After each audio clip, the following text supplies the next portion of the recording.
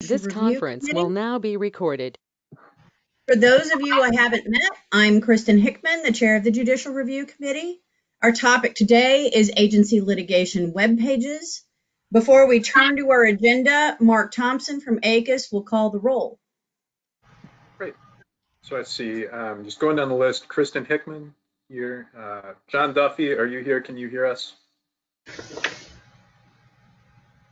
You may want to unmute yourself. John? John Duffy is here. Aaron Hawley? Aaron Hawley is here. Alan Morrison? Here. Is Brian Morrison here? Alan is here. Yep. Thanks, Alan. Is Brian Morrissey with us? Nope. Jonathan Siegel? Present. Right. Robin Greenhouse, did you get everything? Robin mentioned she was having some problems with her speakers. Robin, can you hear us?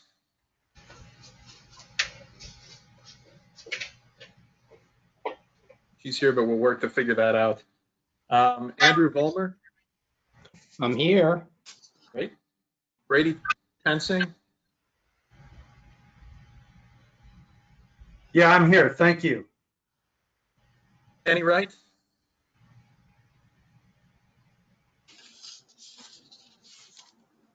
Kenny, can you hear us? Mark, you may need to speak up just a little bit. Sure. Kenny, can you hear us?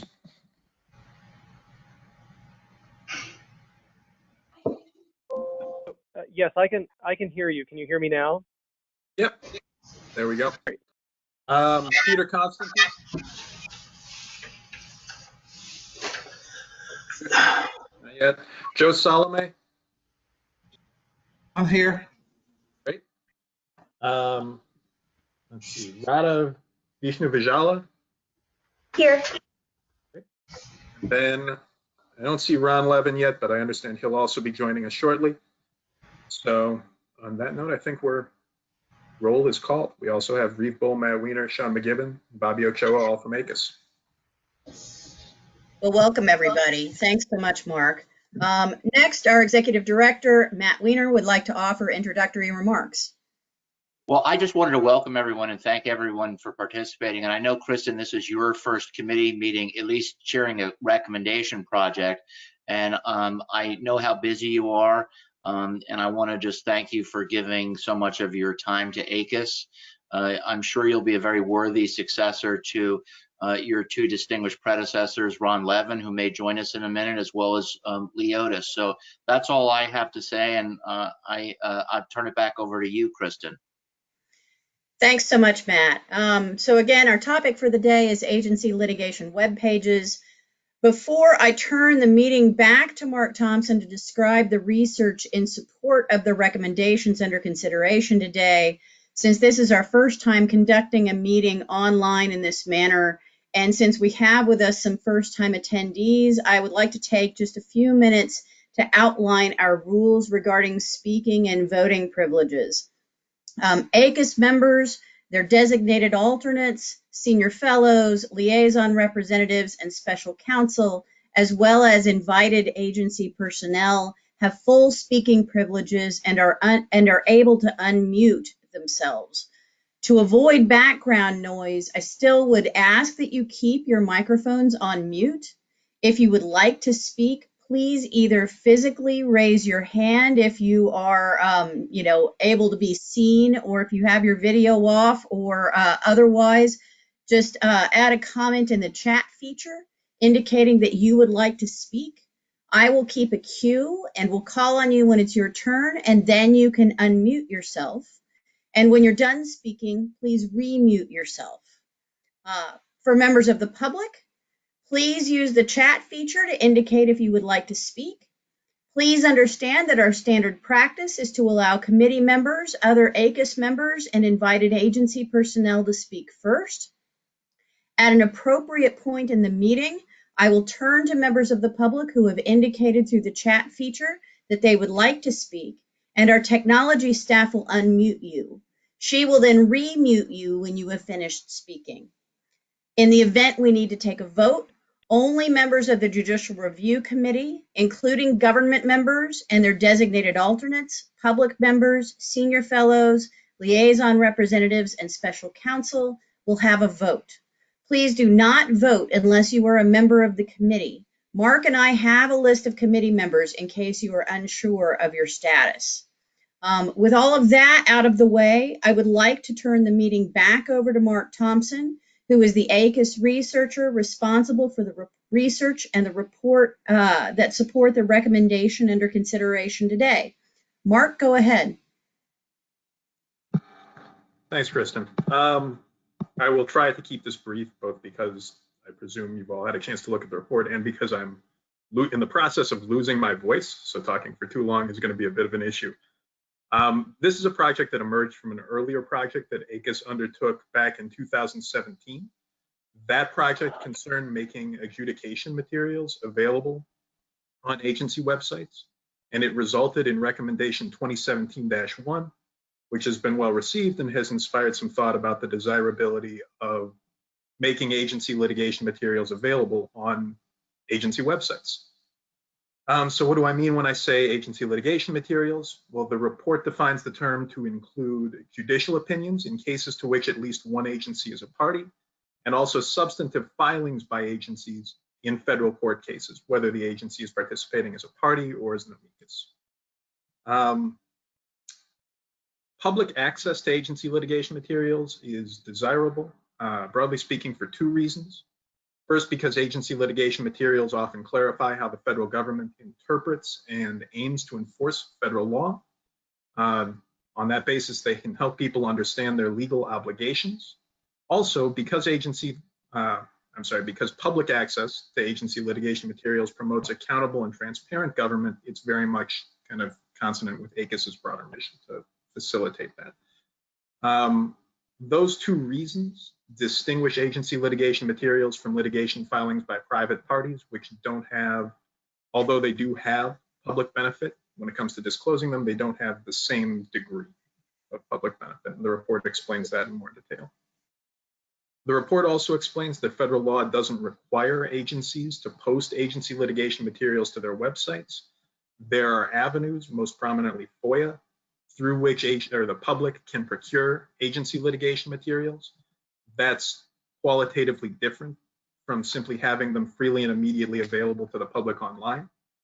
There's also the E-Government Act of 2002, which requires federal courts to establish and maintain websites that compile their written opinions. The search functions on those websites can leave something to be desired, and that's particularly true for people who don't necessarily know the name or number of the case that interests them. So for example, if you know that there is an EPA matter being litigated in the 8th Circuit, it's hard to search for that and narrow it down quickly using the technology available on that website, notwithstanding that the website's in other ways quite admirable. Also, we have services like PACER and paid legal research services that perform, again, they perform very well for certain types of searches, but they aren't always adequate as substitutes. For one thing, the cost can be prohibitive. Some of it also stems from the fact that using those services often requires providing personal information that many users simply don't wish to provide. And then finally, some of it stems from some of the limitations in their search functionality.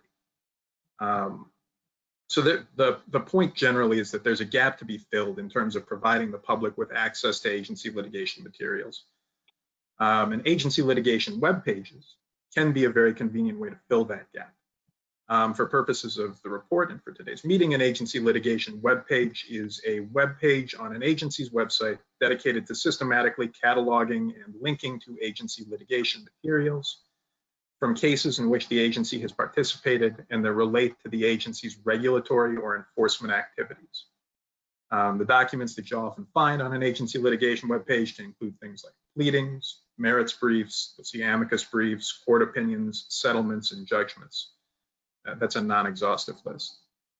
As part of conducting this project, I undertook a survey of 25 agency websites, trying to see first whether they maintain litigation web pages, and then secondly, trying to get a better sense of the features of those litigation web pages where they exist. The report was limited in one sense. It looked for active litigation web pages.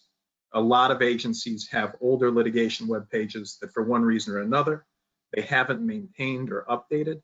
So the report focused only on litigation web pages that provide a link to at least one category of agency litigation materials from at least 5 lawsuits that have all been filed within the last decade. That's a little bit of a convoluted definition, but I hope it makes sense here. Based on that definition, 9 of the 25 agencies surveyed for the report had a web page satisfying, or had a web page that qualifies as an active litigation web page. And of course, there are a ton of reasons why an agency might opt not to maintain or to update a litigation web page. I suspect we will talk about some of those later this afternoon. The point is that the report does not presume to evaluate an agency's rationale or reasons for maintaining or not maintaining an active litigation web page. I think that's important to note. Among the agencies that were surveyed that do maintain active litigation web pages, there were noticeable differences in terms of a few key things, like how easy it is to locate the agency's litigation web page on the agency's website, the nature and quantity of materials available on the litigation web page. Where is this? The recommendations we'll be discussing today are going to be geared at prescribing best practices for things like maintaining litigation web pages, populating litigation web pages, and also just making them easy to find. The last thing I want to note before my voice completely gives out here is that in preparing the report, I did spend some time interviewing personnel at some of the agencies that maintain the most robust litigation web pages. The participants in those interviews all explained that although litigation web pages can take time and labor to maintain, the average seems to be about 1 or 2 full-time employee positions per agency, and that there are some recurring difficulties that come up from agency to agency in maintaining these things in terms of creating tags and identifying categories for different types of documents. Despite those difficulties, all of the participants noted that maintaining litigation web pages didn't require any sort of special expertise in technology or coding from most of the people involved. And also that all of the participants, all the interviewees, were emphatic that the value of litigation web pages, both internally and as a public resource, was substantial, that they played an important role in fulfilling key parts of the agency's missions. So the consensus, and this may not be surprising given the sample, was that agency litigation web pages are well worth the time for many agencies and for the public, and that there's something that agencies ought to at least seriously consider. And on that note, I'm going to get a sip of Gatorade and turn this back to Kristen. Okay, thanks, Mark. Very much appreciated. So before we turn to comments from Aegis members, I did want to let you know that we received a comment by email shortly before the meeting started, just a few minutes before the meeting started, from Victoria Norse, who is not feeling well today. She proposed as a suggestion that we add to the, she didn't specify where, but I think probably to the preamble to the recommendation, she suggested that we add a footnote regarding how the survey was done, based on how we typically do these sorts of things. I've converted that into a suggestion of a footnote that cites to Mark's report and then includes a parenthetical indicating the number of agencies surveyed and the websites reviewed. Do I hear any objection to including that footnote?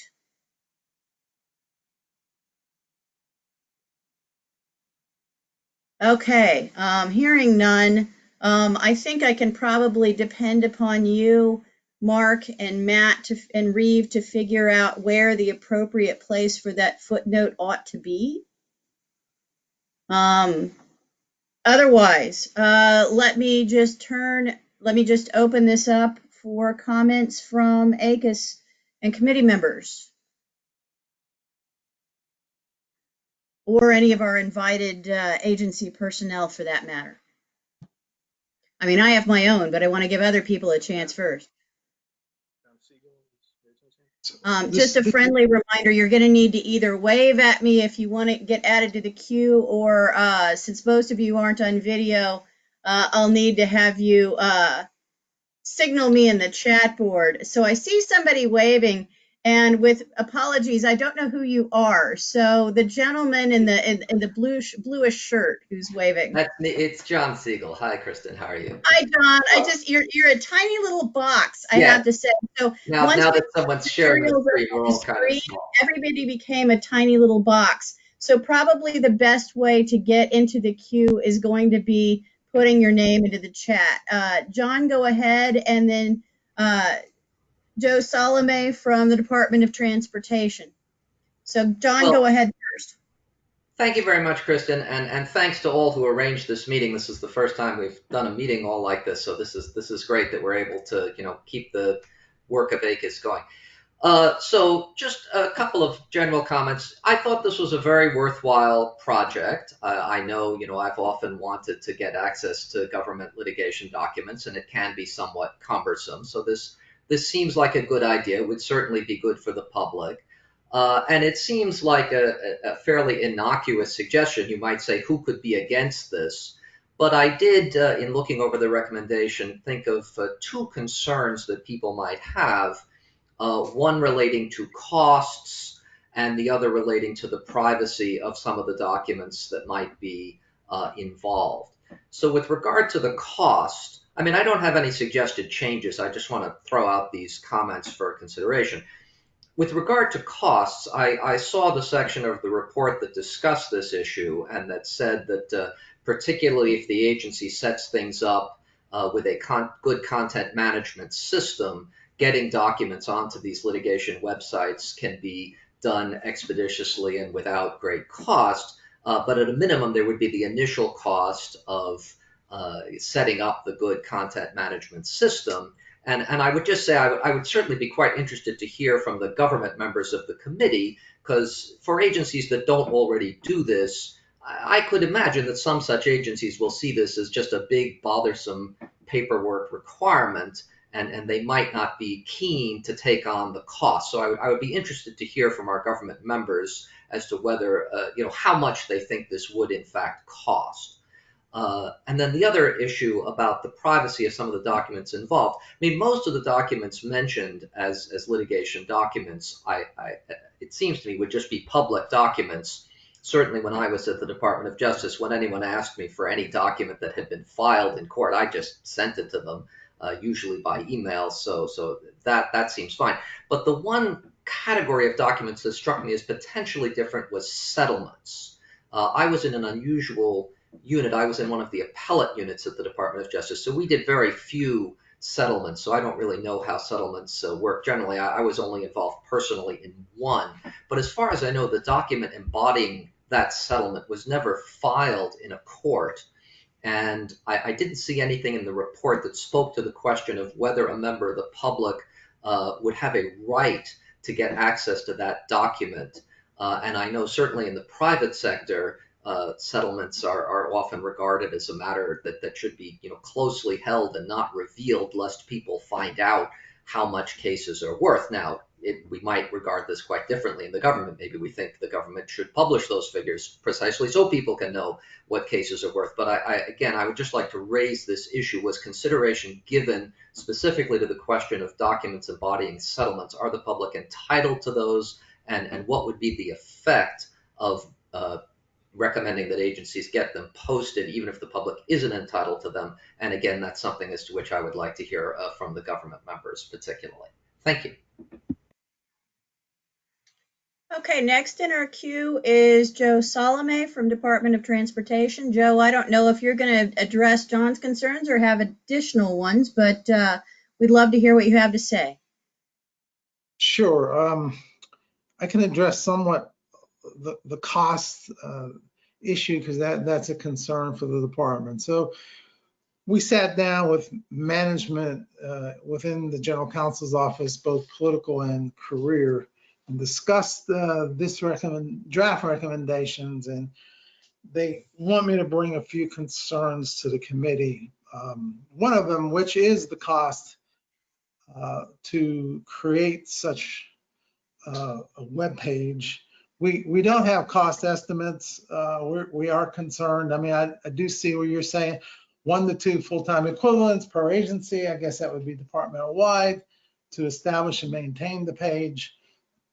But the department is very concerned about those costs, especially in light with the very worthwhile project that we undertook because of an executive order to post all of our interpretations recently on our webpage, and that took a significant effort, and it did cost, and it will continue to be a problem for us. So costs, as well as the resources to establish and keep this up, are concerned at the department as to who would also maintain these web pages. We do have also concerns about 508 compliance issues. I'm not an expert in that. It was raised, and I was asked to make sure that those working on this project understood that there are 508 compliance issue concerns. We also feel that perhaps not trying to throw the monkey wrench into anything here, but if we're dealing with litigation, the Department of Justice does the litigation for the government. Why isn't the recommendation perhaps directed toward DOJ to make all their cases and all the materials there available? That way, the rest of the government doesn't necessarily have to do their own web pages. And as far as settlement's concerned, it's been always our position that we don't sign a confidentiality agreement in anything dealing with litigation unless justice mandates it. But I also believe that, I'm not trying to speak for the Justice Department, but they generally allow for most of their settlements, if not all, to be publicly available, or the majority of all. So those are concerns that I bring from the Department of Transportation.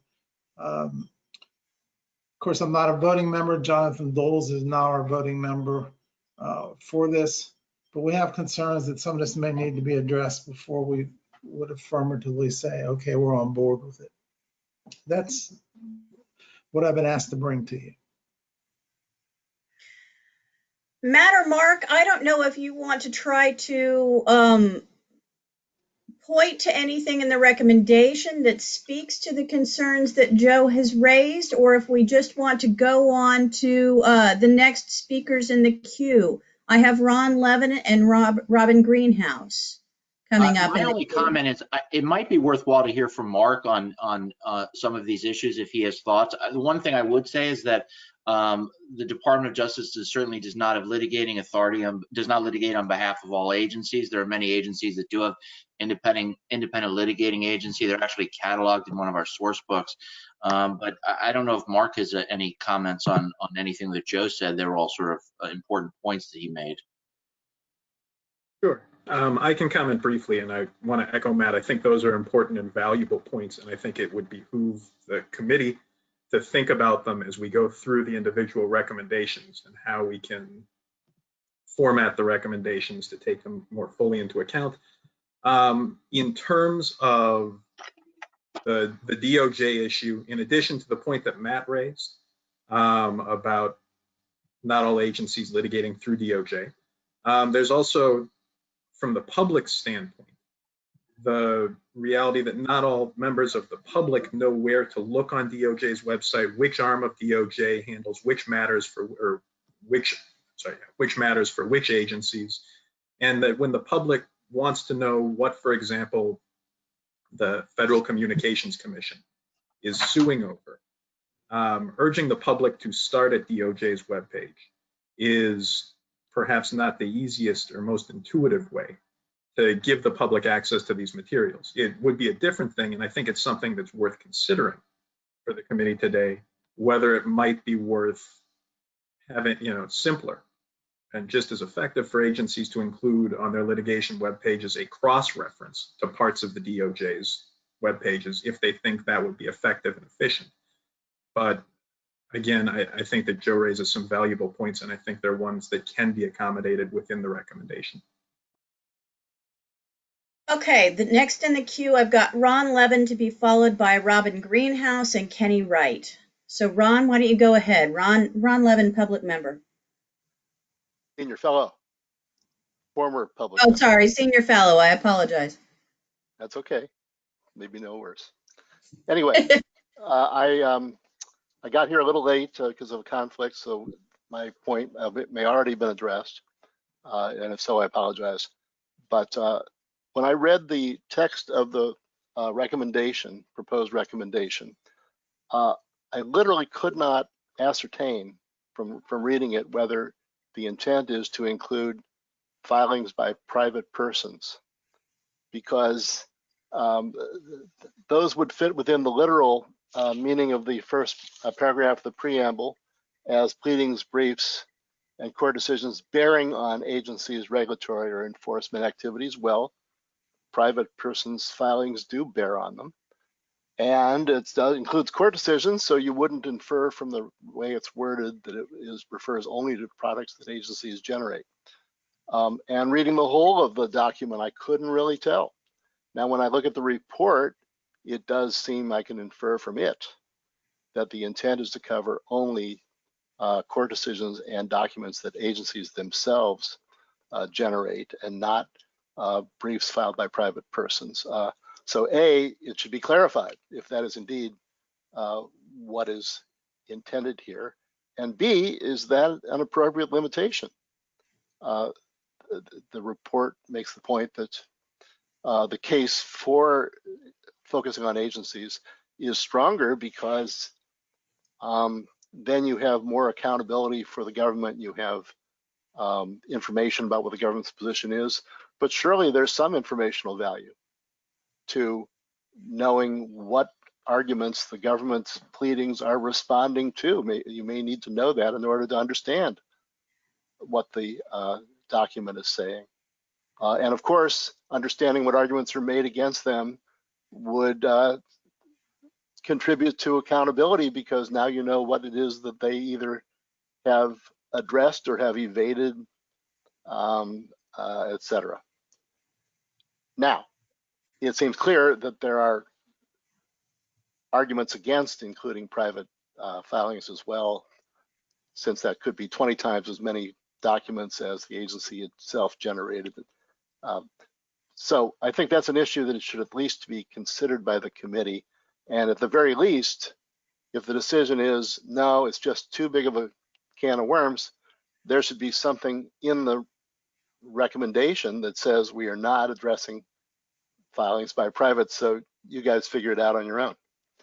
But maybe it'd be better for us to give them some advice on that. End of comment. Thank you, Ron. Mark, do you have any thoughts?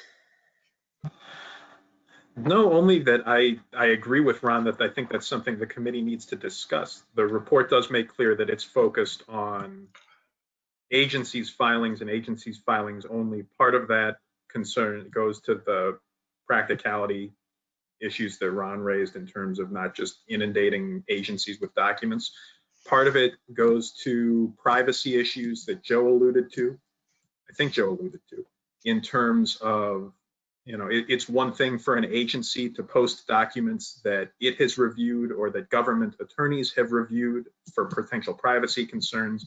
It is another thing to ask agencies to publicly post on their own websites materials that their lawyers have not reviewed, whether or not those materials are public, that may contain sensitive information that for a variety of reasons the agency may simply not wish to further publicize.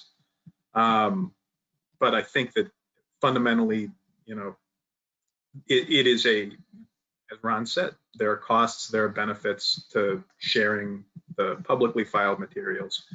And I think the proper balancing of that is something I would prefer to leave to the committee. The report doesn't take a position on that one way or the other. Okay, so next in the queue,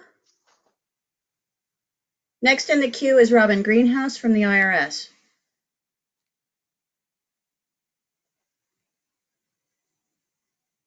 Morrison, or Robin, I think you need to unmute yourself.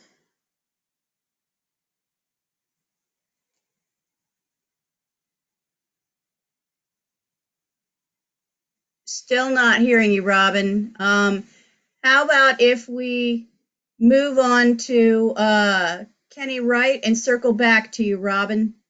Kenny Wright from Federal Trade Commission, please go ahead. Hi, Kristen and everyone. Can you hear me now? Absolutely. Great. Okay. So from hearing the discussion, it certainly seems to me that I think different agencies are going to be differently situated in terms of the amount of time and resources they can and will want to apply to maintaining an agency litigation webpage. Certainly for the Federal Trade Commission, there was a decision made, I think, early on that we try to put a lot of these materials out as a consumer-facing agency. We think it's very helpful in terms of transparency, in terms of publicizing our enforcement mission, to have these materials sort of available to the public and practitioners so they can understand the type of activities the agency is taking on. In terms of the resources required, I know that there was this estimate thrown out about approximately 2 FTE. I know that for our agency, there aren't, of course, 2 people who are assigned full-time just to maintain agency litigation web pages. That's sort of, I would think, a composite of the number of people from the agency who contribute to the effort, including the people from our secretary's office who initially vet materials that are either sent out for filing in federal court or that move through our administrative adjudication process, who then work with our Office of Public Affairs, who maintain the full range of materials on our website, which will include enforcement decisions, also include things like our rulemaking materials that are put out for publication. But I think that the overall view of our agency is sort of akin to what Mark said, which is that it's not tremendously burdensome for us because it's been baked into the systems of the agency. And it's been baked into sort of the organization of the website, so that it is pretty simple, having put the time at the front end in to creating a website that houses these materials. You can sort of plug and play and feed things in as they move through processing by the Office of the Secretary. So I could also understand, however, that there may be agencies who have expressed concerns who sort of haven't sort of invested that time at the front end, so this could be more burdensome. So I guess you do have to realize that, I guess you have to think about whether or not this makes sense as a one-size-fits-all recommendation. But I think it's heartening to say that the recommendation does seem to acknowledge that there may be some constraints on agency resources. So from our perspective, it's not that concerning. I think Jonathan Siegel had also spoken about settlements. From our perspective, all our consent orders are public.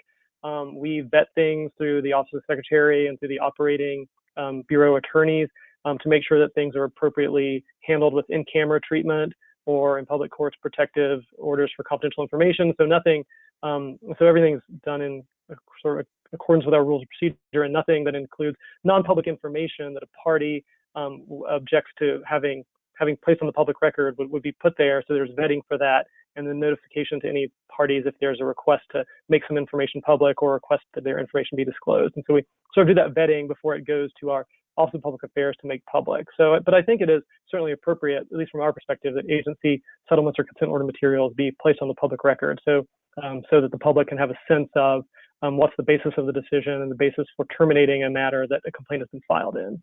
So that's just our unique perspective from the FTC. It may be not true of all agencies in terms of the resources they can devote, but that's how things look for us. Great, thanks so much, Kenny.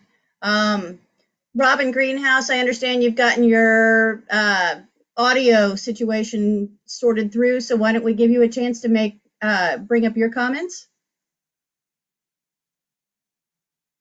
Still not hearing you, Robin. I don't know if our tech people can help figure that out.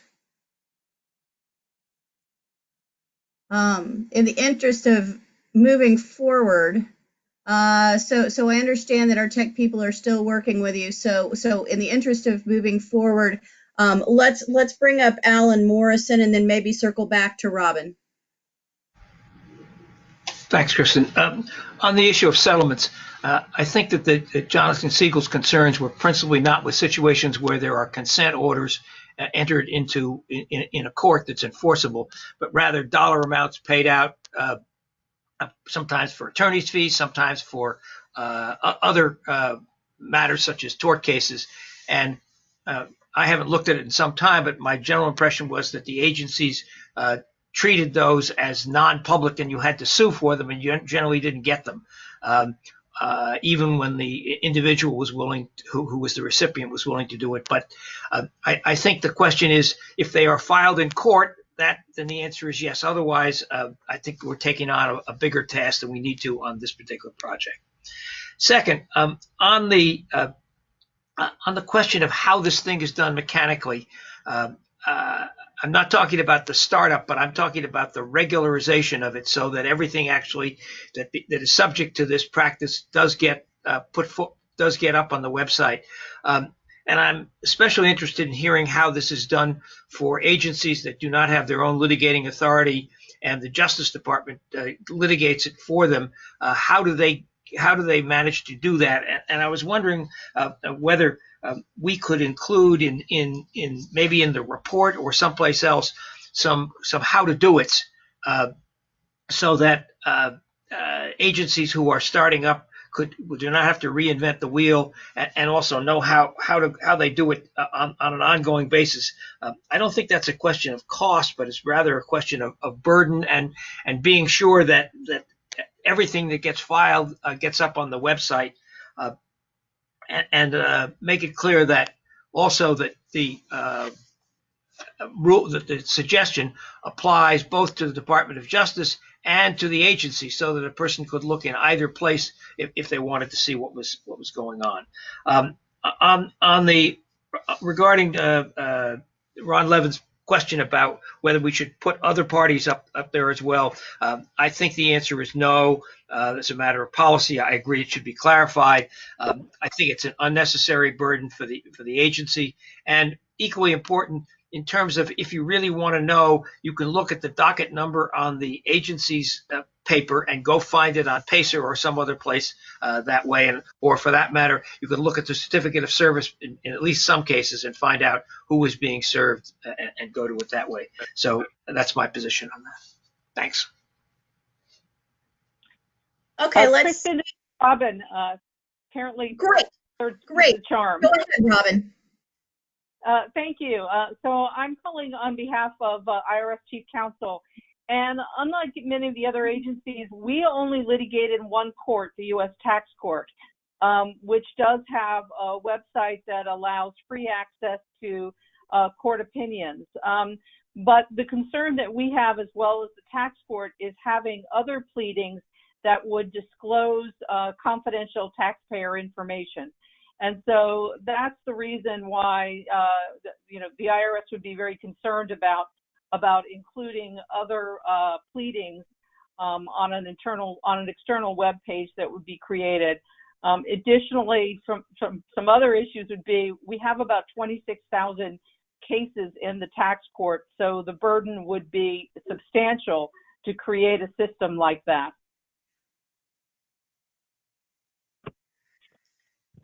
Thank you, Robin. So, Mark, let's circle back to you. I know you had some thoughts that you wanted to share with respect to some of these issues that had come up. Yeah. So, in particular, the privacy issues, and this came up in the context of both settlements and Robin's point made just now. A basic rule of thumb that the committee might want to consider is, if it's not publicly available on Pacer, there should be absolutely no reason for the agency to make it publicly available on its own website. The point of this recommendation and the report is certainly not to require more agency disclosure than is required on public dockets like Pacer, or the IRS, the tax court's docket, for example. Beyond that, and I think this is an important point to note throughout the recommendation, and perhaps something that ought to be emphasized more.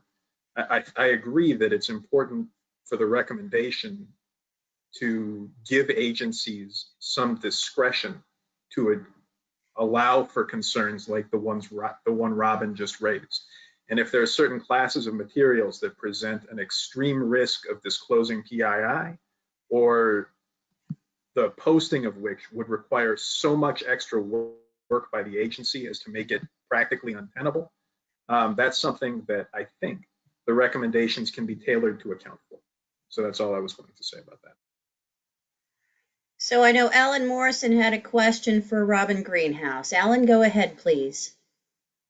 Robin, I believe I'm correct that the IRS, maybe not in the name of the IRS, but sometimes in the name of the IRS, does have litigation in other courts. It has employment litigation. It has FOIA litigation in the district courts. It has it gets sued in the Court of Federal Claims, and of course appeals go to the circuit courts and on to the Supreme Court. In addition, there are also subpoena enforcement proceedings in the district court, and of course criminal IRS tax criminal cases. So what do you do about those? Those are surely things on which the public has an interest, and so it's not just the tax court, unless I misunderstood you to say that was where your heaviest load was, and that's why you were focusing your attention there. Well, our attorneys in the IRS only litigate in the tax court. The Department of Justice handles the suits that you mentioned in other courts. And so we don't file the pleadings. We don't necessarily have access to all of the pleadings that are filed other than through PACER. And so that to me, it would be a Department of Justice tax division issue as to whether they wanted to create an internal website. If I may, that makes you just like every other agency that has to go through the Department of Justice for much of its litigation. And it seems to me that the IRS should be no different from EPA or anybody else, DOT, on what it should be doing and how our recommendation should apply to it. I'm not familiar with whether the other agencies do in fact have basically the pleadings file for those cases, but I'm the head of our large business and international division, and our attorneys, we do not regularly just get every pleading that is filed. So the only way we would get it would be to go to PACER or go to the Department of Justice. And maybe other agencies have a different procedure. But you are the client agency, right? In these cases. We and provide maybe your defense to the Department of Justice. Your lawyers don't send you copies of pleadings of significance? I don't mean every single thing. Anyway, maybe do we have somebody from the Justice Department here that can talk to this issue? Because this is rather troubling to me. Well, actually, this raises an interesting question for me too. I know Andrew Vollmer is patiently waiting because he says he's got some questions and comments, but I would be curious to hear from if there is anyone from Department of Justice, but even if there's not, from some of the other government members for whom the Department of Justice handles their litigation. I would be curious to know, how the flow of information works in terms of, access to pleadings when you're the client agency and so on and so forth. Let me go ahead and ask Andrew to, well, I'm waiting for other people to volunteer for the queue, perhaps to answer this question. Why don't we go ahead with Andrew? Thank you. I had a couple thoughts that haven't been discussed yet, and then a couple of my points of view on the issues that have been discussed. So I had two principal reactions to the paper, I guess three. First, I think it's a good idea, and I agree with the thrust of the recommendation. Second, I thought that in the back of my mind that we had done something similar in the past few years, and now Mark has mentioned that it was the adjudication materials to be put on a website, and that's from 2017. I really think this piece of paper needs to be integrated or coordinated with that earlier one. And I looked for a citation, maybe I just missed it, but I didn't think that there was a sufficient discussion about how the two recommendations would work together. So for example, I think you want to consolidate information about litigation, whether it's in an administrative proceeding or in the district courts or any federal court. And I think there needs to be consistency about the kinds of papers, filings, documents that are available. So I don't think this is a significant problem. I just think that the paper ought to be amended to refer to the earlier recommendation, and both in a footnote, but in the text, we ought to have a short segment that says we would like people to be able to find all the litigation an agency is involved in, and we encourage the combination of adjudications and district court or federal court filings. Anyway, that's my first substantive point. The second substantive point is to encourage agencies to have search functions that are substantively related to the kinds of legal questions or policy questions that outsiders would normally have and would want to search for. So some people, of course, are going to want to say, I want to know about the case against company X. And that's fine. That's why these sources of information about litigation can become so complicated. But for example, I was at the SEC, so I would want to search for things like, I'm just making this up, insider trading or registered offerings or aiding and abetting or Rule 10b-5. So there needs to be lots of cross-cutting kinds of search available to anything about legal documents, I think. And the current version of the paper talks about search functions at several points, and it's all fine. I just would like us to add encouraging agencies to have search functions that relate to statutory concepts or substantive agency issues. We need to find the right formulation of words. Okay, that was my second substantive comment. Just quick reactions on a couple of the issues already discussed. Cost. Almost everything we've ever talked about since I've been on Aegis has raised the question of costs for the agencies. And I always worry about it because resources are always at a premium. Most agencies have to go through an appropriations process. So I worry about cost a lot. The current draft of the paper gave me confidence that the costs were pretty minimal. Until today I heard 1 to 2 full-time equivalents. To me, that's more than minimal. You know, it's small, I agree, but and then a couple of the speakers have already mentioned concerns about costs. So my comment on the cost topic is, how do we get a handle on this? How do we address it? And I don't know what the answer is. So Matt might have comments on that, and other people experienced with Aegis. Second topic, private papers. I think there was merit to both what Alan Morrison and Ron Levin said, and they took differing opinions. So I would like to come out in the middle. I do think that there's a volume question in federal court litigation. There's just so much junk. It's unbelievable. But Ron's quite right that it's extremely difficult to understand the agency's filings if you haven't seen what the private parties' filings are.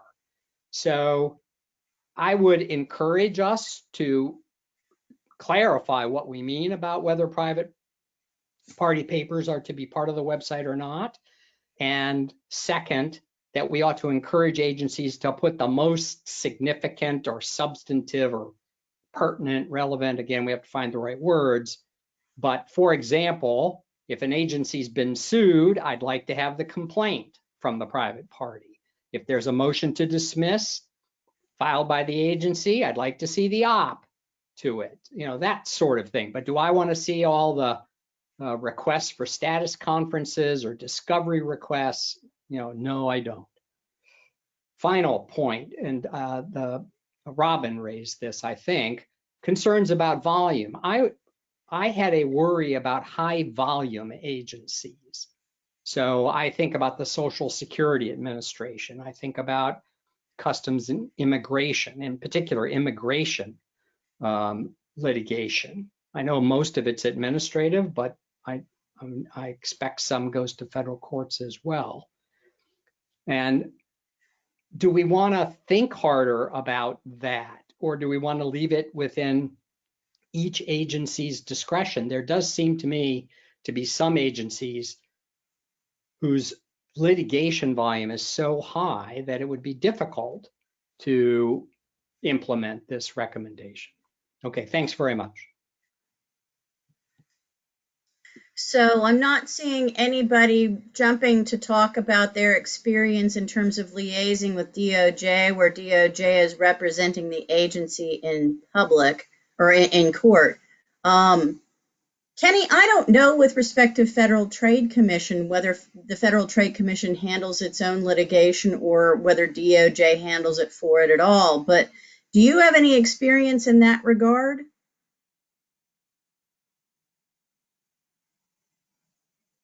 Maybe Kenny Wright's not with us. Oh, sorry. Yeah. I'm now unmuted again. So we actually, as an agency, have sort of, I guess, we're a bit of a hybrid. For the majority of our administrative adjudications, our appellate litigation, we handle ourselves typically, except in the Supreme Court. And then for certain litigation in federal court seeking civil penalties, we are going through DOJ. So we do have experience with DOJ. What we do in terms of our agency litigation webpage is to include all DOJ litigation materials on the website, just as we would materials that we as an agency produce ourselves and file. We actually, I think, have a fine working relationship with DOJ. Our staff has ready access to the materials before they're filed and assist in drafting it. So I don't know, we don't seem to have a lag or a problem getting those materials in our litigations, but and then posting them in a timely manner. But I guess experience may vary from agency to agency. That's very helpful and interesting. I guess one thought that I have, when we talk about cost, not that this relates precisely to what Kenny said, but to the extent that people are talking about searching capability, I will admit, as somebody who sometimes goes on agency websites, for example, the tax court's website that Robin mentioned, I know there you can search for the name of the party or you can search for the docket number, but you can't search more deeply than that. On the other hand, I can appreciate that perhaps setting up, Boolean or other searching capability might be somewhat challenging. Kenny, can you talk about FTC's experience in terms of searchability? Yes, thanks, I can.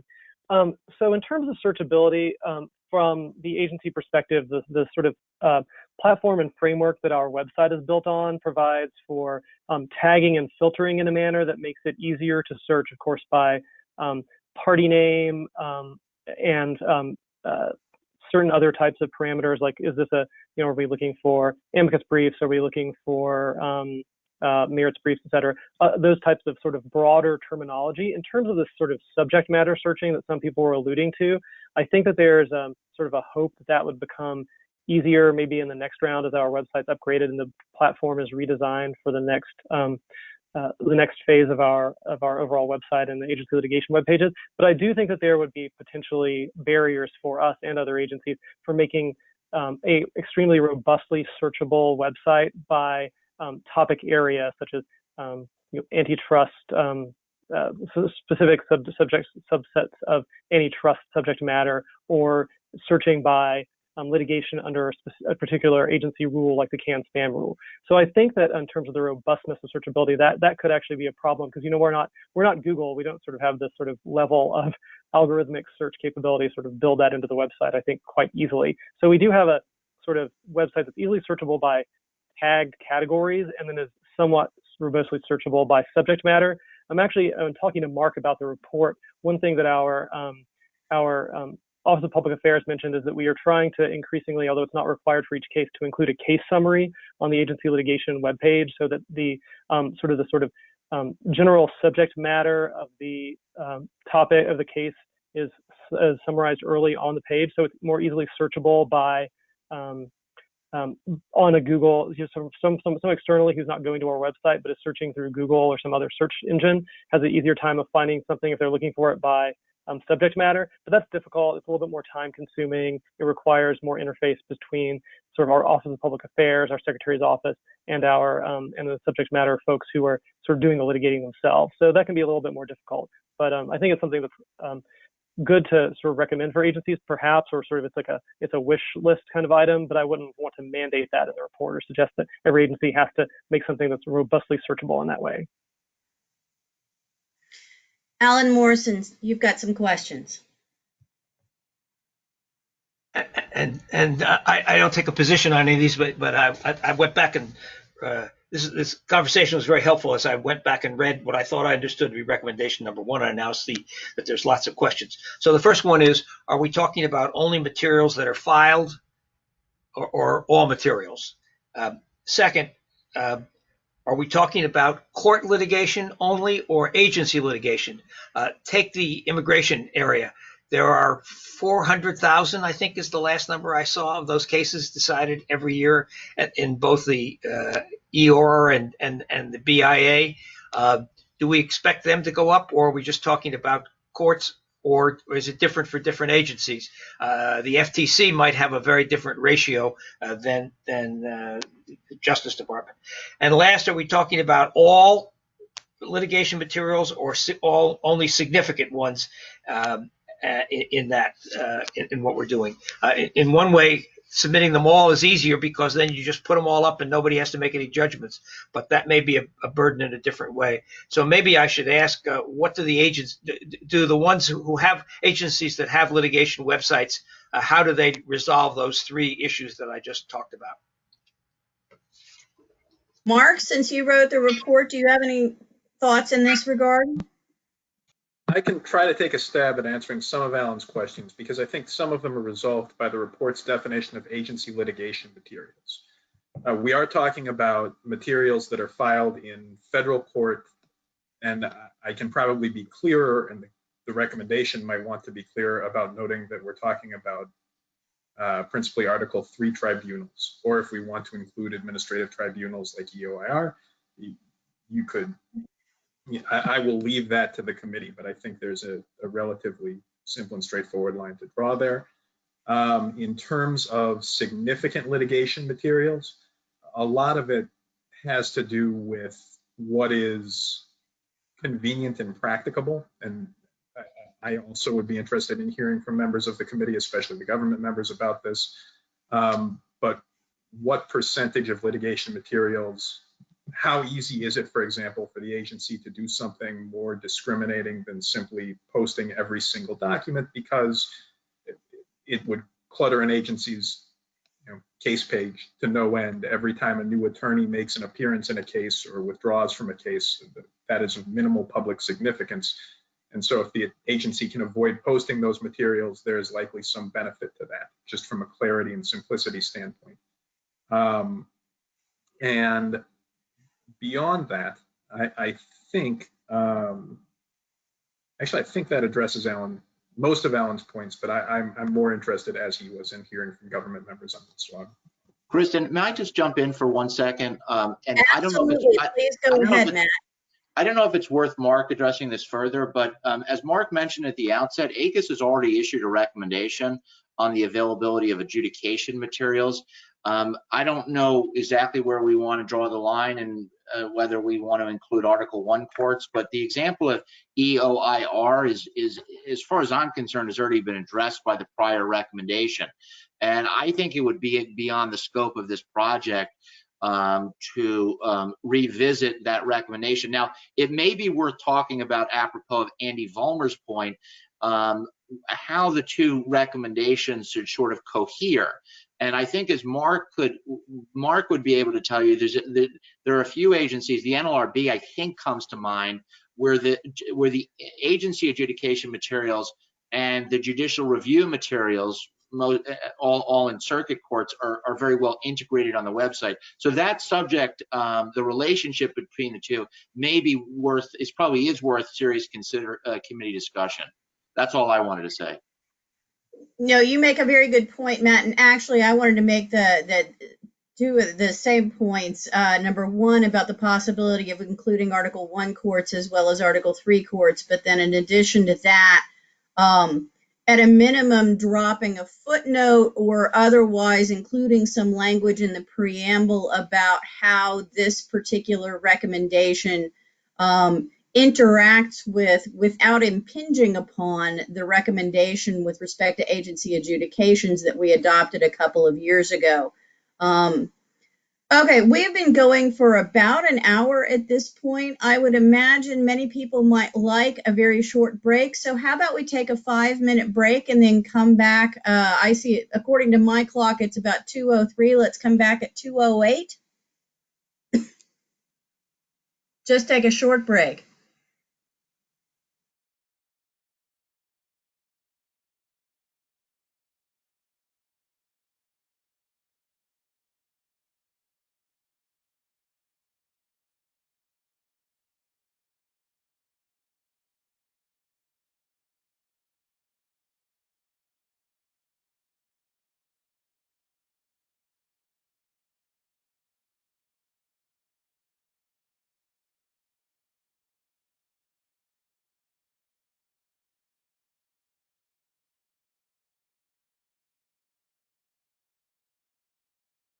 This conference will now be recorded.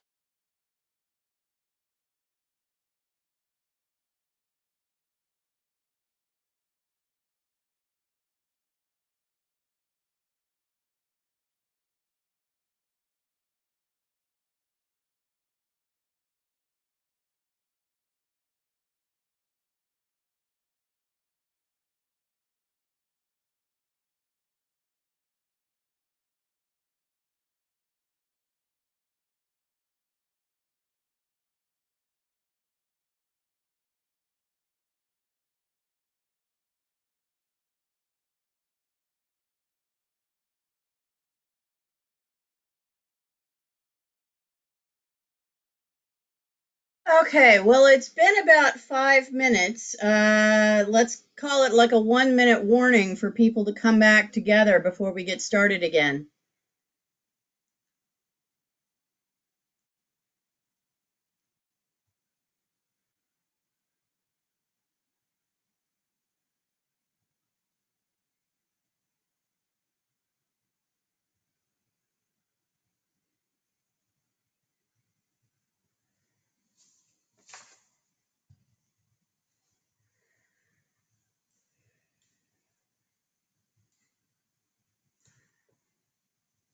Okay, why don't we go ahead and get started again? I will call everyone's attention to a fairly lengthy set of comments from John Siegel in the chat.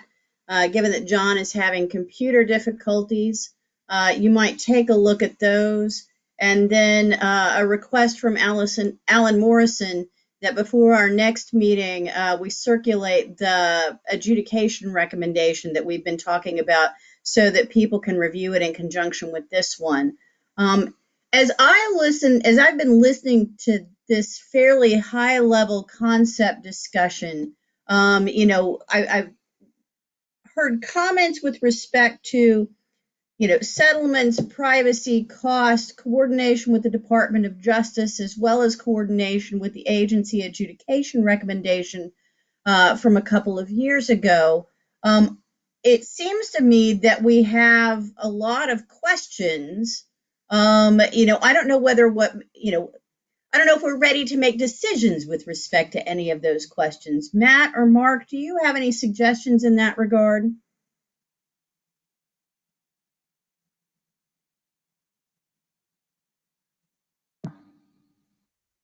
Mark, what do you think, or Reeve? I mean, so you could turn to the actual recommendations and see where there's consensus and where there's not consensus, and which items require further discussion, deliberation, review of the adjudication materials recommendation. But I would defer to Mark on this. My approach is exactly Matt's. I think a lot of these can be addressed by, I don't want to call it wordsmithing, but I think a lot of these concerns can be incorporated into specific recommendations. Framed at a high level, they can seem quite difficult and demanding, but in the context of specific recommendations, it might be possible to figure out language that addresses them. So it might be worth proceeding to those. Okay, I would tend to agree with that. I mean, I do think that there may be, between now and the next meeting, there may be some additional, some issues that need to be addressed in greater detail that will require some consultation, perhaps with the Department of Justice or otherwise.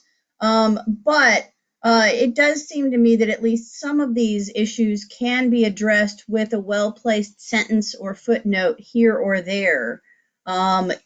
So for example, I think we can all appreciate that costs may vary from agency to agency, particularly with respect to higher volume versus lower volume agencies. I know there's already some discussion of cost in the preamble to the recommendation, but perhaps somebody might want to propose an additional sentence to be added that we can then discuss or what have you. So why don't we then turn to looking at the recommendation as it's written, at least at present, and see if there are adjustments or proposals that we can offer and discuss with respect to those particular additions.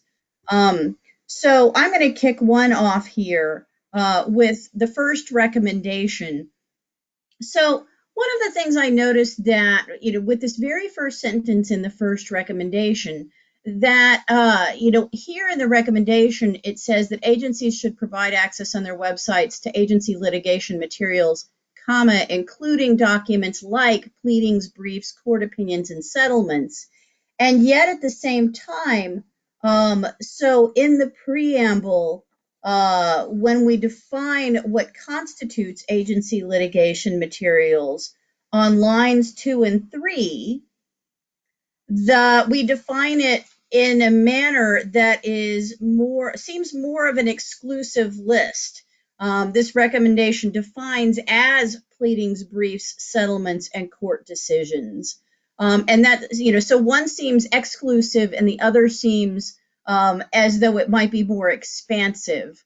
I'm not sure which one, my original thought was that you were defining it exclusively because that's also how the report seems to define it, but that perhaps from the conversation, it seems like perhaps the language in the recommendation itself that is more expansive was what you intended to be the definition of agency litigation material. So I'm wondering if you can speak to that seeming inconsistency with respect to your intention and whether maybe there is, for that matter, some adjustment that can be made in the definition to accommodate some of the concerns both about privacy and about some of those less than substantive filings that would just clutter up the litigation webpage.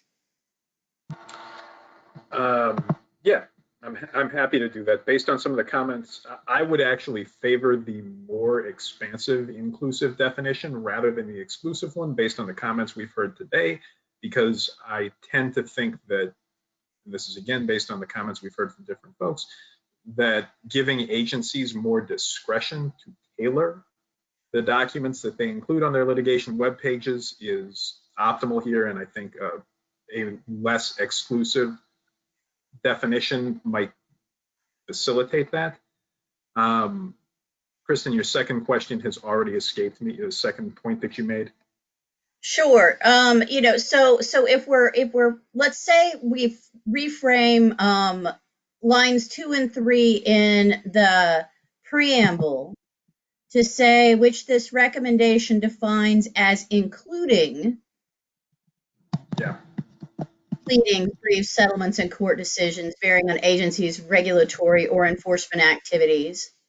Perhaps then adding a further clause at the end of the sentence, that says something along the lines of with due regard for privacy concerns or something like that. I'll throw that out there and we can wordsmith it from there. But, perhaps this might be at least a first place, and then we can echo we can echo the concerns about privacy in the recommendation itself similarly. But those are sort of the two. One is reconciling the definition. The other is there a place here where we can include deal with the concern about privacy in the definition itself? Thoughts or comments, anybody?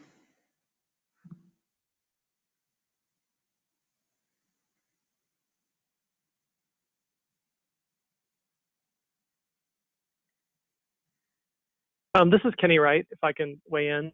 Absolutely, please. I think it makes sense to sort of put something in regarding privacy concerns. It seems to me, although I haven't looked at it recently, that maybe in the prior adjudication draft, we had something, there may have been some language about citing to compliance with agency procedural rules regarding the protection of private or business confidential information, something like that. And maybe something similar there would make sense. Matt or Reeve, do you remember what the language is that's in the adjudication recommendation? Off the top of my head, no. I'll go ahead and try to look it up really quickly, and we can plug in some language. But off the top of my head, no, unfortunately. Okay. This is John Siegel. Can I speak? Can you hear me? Okay. Absolutely. I rebooted during the break. Things seem much better now. Excellent. I would just offer the comment that if it seems to me that putting privacy in the definition just seems a little odd. I mean, if a document is private, I would not be inclined to say that it therefore ceases to be agency litigation materials. I would say that's another concern that might cause the document not to be posted, or maybe it needs to be redacted before it's posted. But it seems to me it'd be a little odd to say therefore it's not within the definition of agency litigation materials.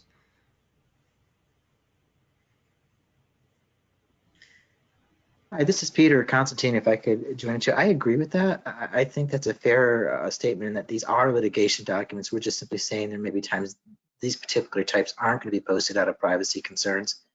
And then I follow up with a question. I couldn't think of any other concerns other than privacy, and there are folks probably much smarter than me here. Are there other concerns? And if there are, why would we necessarily highlight privacy in those two sentences? Thank you. I'm not wedded to highlighting privacy in those two sentences. I was trying to figure out a particular place to put it, and I'm entirely amenable to taking it out of the definition. If other people have suggestions as to where we put it, I would be delighted to hear them. Alan Morrison suggests that we decide the agency versus other party question first. Which I think is also a useful issue that we need to deal with. So perhaps while people are thinking about where we might put a discussion about privacy, or documents filed under seal, maybe we can talk about the question with respect to the definition of agency litigation materials, about whether we want to include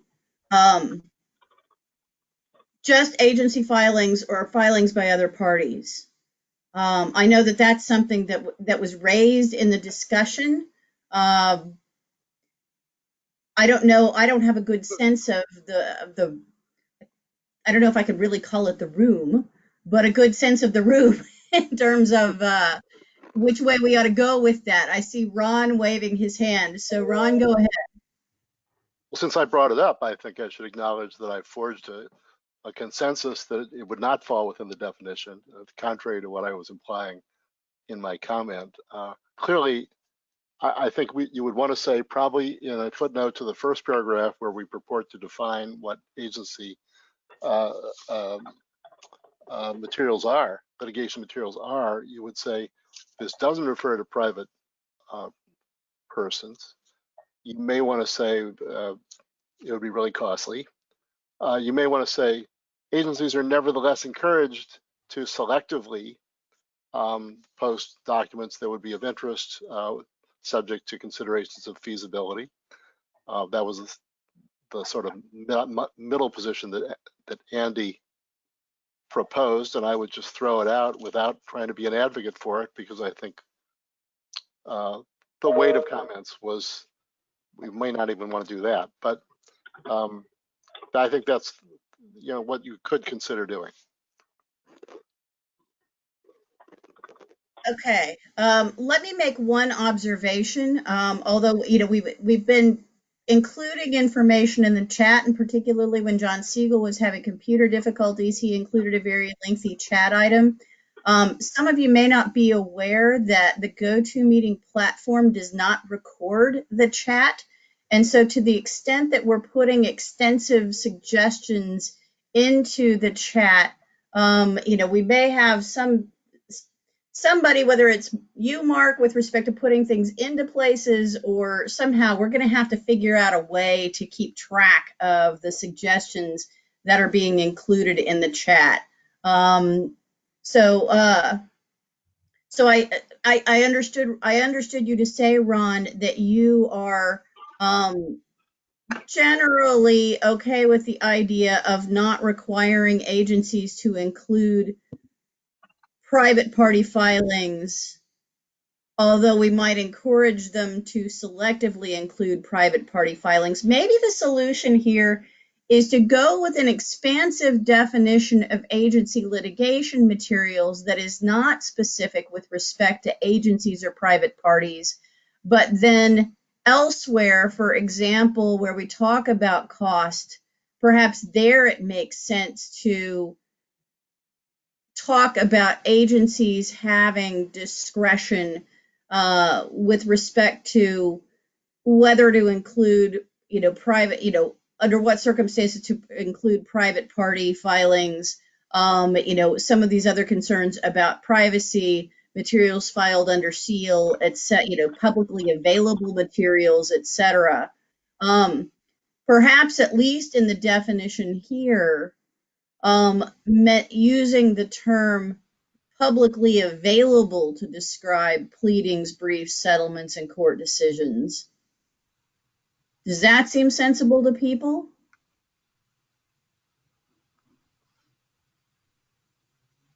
I mean, my sense was that the thrust of the discussion was that the basic analysis refers to agencies' documents. They are the ones that provide the entree to accountability and information about what the government wants. And you lose some focus if you do not adhere to that. And so I think it would be better not to define it broadly and then subtract later by talking about cost, but rather to define it with greater precision and then say, oh, by the way, although it's not directly within the scope of what we're saying,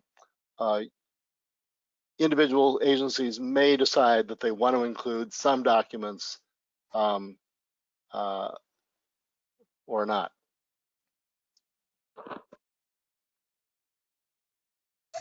Kristen? Okay. Yeah, please. John Duffy here. I Hi, John.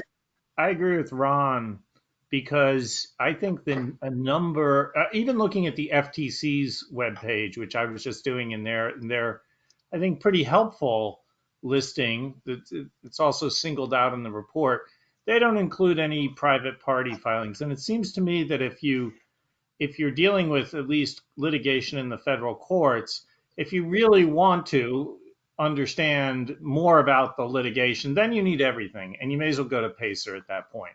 And maybe the public doesn't know how to deal with PACER too well, but at some point you can't make this user-friendly for the public and still have it be confined to a limited number of materials. I'll also note that a very helpful website, which is DOJ's website, is the SG's website, which has all the filings of the SG, you know, sort of a nice little package of briefs. And of course, a lot of those are amicus briefs in which the SG has thrown in an amicus brief into litigation. And there's dozens of other filings, including sometimes hundreds of other amicus briefs. The SG doesn't publish any of those. And I think it would be truly burdensome, not just by a factor of 20, but by a factor of oftentimes hundreds, to even contemplate putting in all the other all the other filings. So I think we should limit it to the agency's filings to the extent that we're going to do that. And then maybe the language that Ron suggested, which is just say other things they could include at their discretion. Thanks. Sure. I have no problem with this. I personally am fine with defining agency litigation materials as only including agency materials and not including other things. I do think, so I took the point with respect to not including the concern about privacy, or the mention of privacy concerns in this first sentence. So let's delete that language. Let's see. Well, so does the language, I mean, I realize this is the language in the preamble rather than the language in recommendation 1, but they mirror each other. Does the language that is currently on the screen adequately reflect the preference that I'm hearing for only including the agency's materials, or are there other changes that people want to propose? Are you looking at what's up on the screen now? Looks like the preamble, not the recommendation. Are we working? That's what I mean. The language in the recommendation is going to, I think, should track what's in the preamble when it comes to the definition. So if we can work it out in the preamble, then we can see how it looks in the recommendation. Well, why not add a sentence that says the definition does not include pleadings by private persons?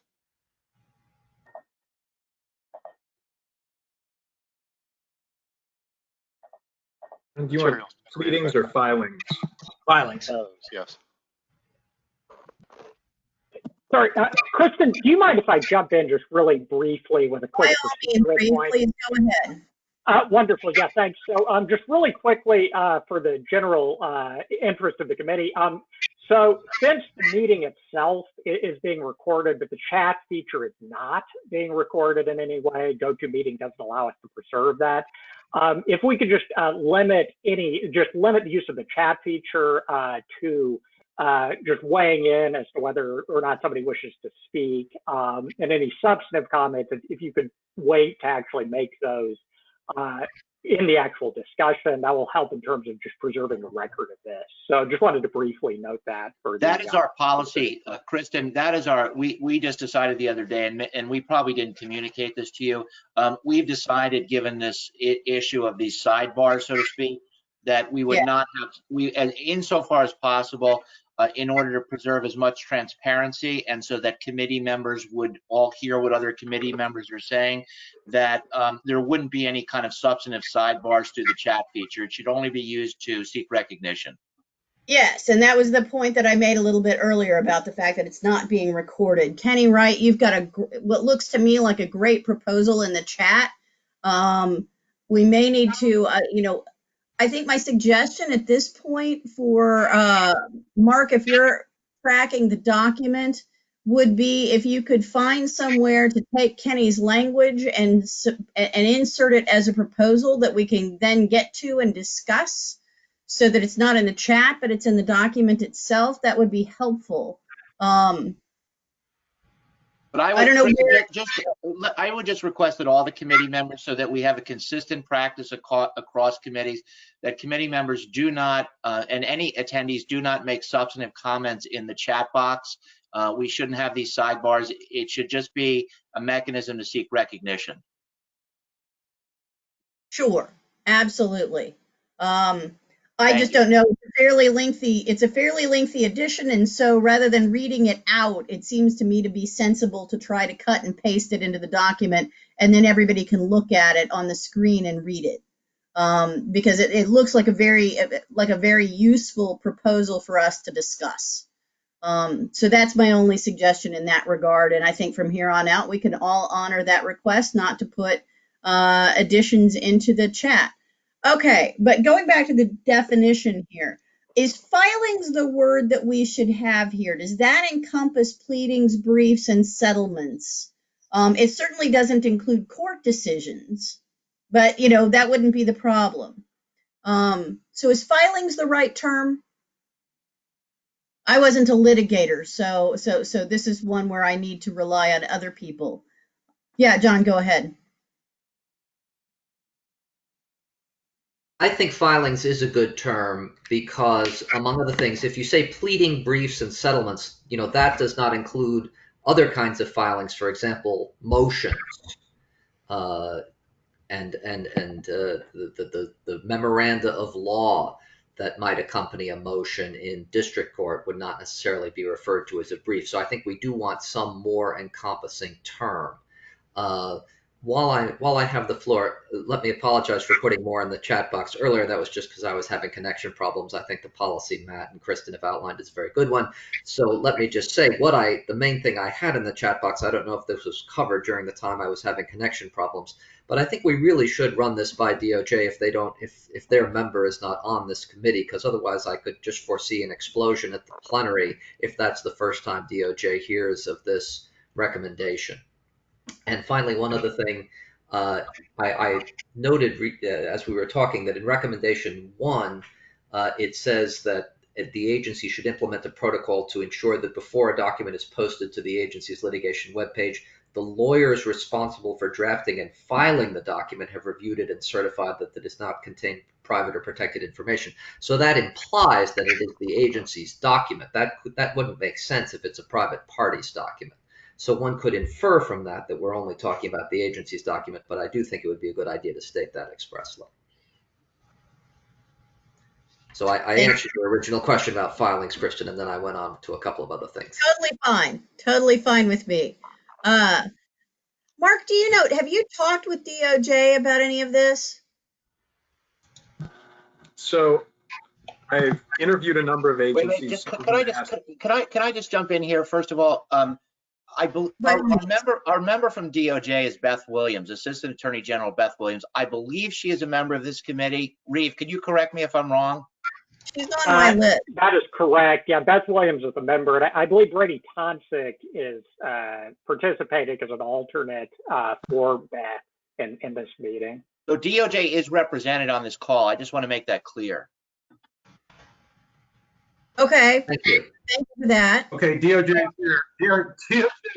DOJ is here. This is Brady. I've been having a little bit of connection problems myself. I heard someone pose a question that we should be aware of. Do you mind just recapping that issue? Well, I think some of the questions that have two things that have come up. One is simply the concern about, to the extent that DOJ represents many, although not all, agencies in litigation. I think one concern that has come up almost as much as a question for purposes of framing the recommendation as, as well as just a general concern and, a broader concern about feasibility is, when DOJ is representing another agency, if to the extent that we're talking about the client agency being the one responsible for the web page, trying to figure out how that relationship works such that we are such that we are imposing reasonable expectations on agencies when they're the client rather than the actual litigator. And then the other question that came up with respect to DOJ was just sort of in general whether DOJ had reviewed this recommendation and what they thought of it, given that they're sort of implicated by it.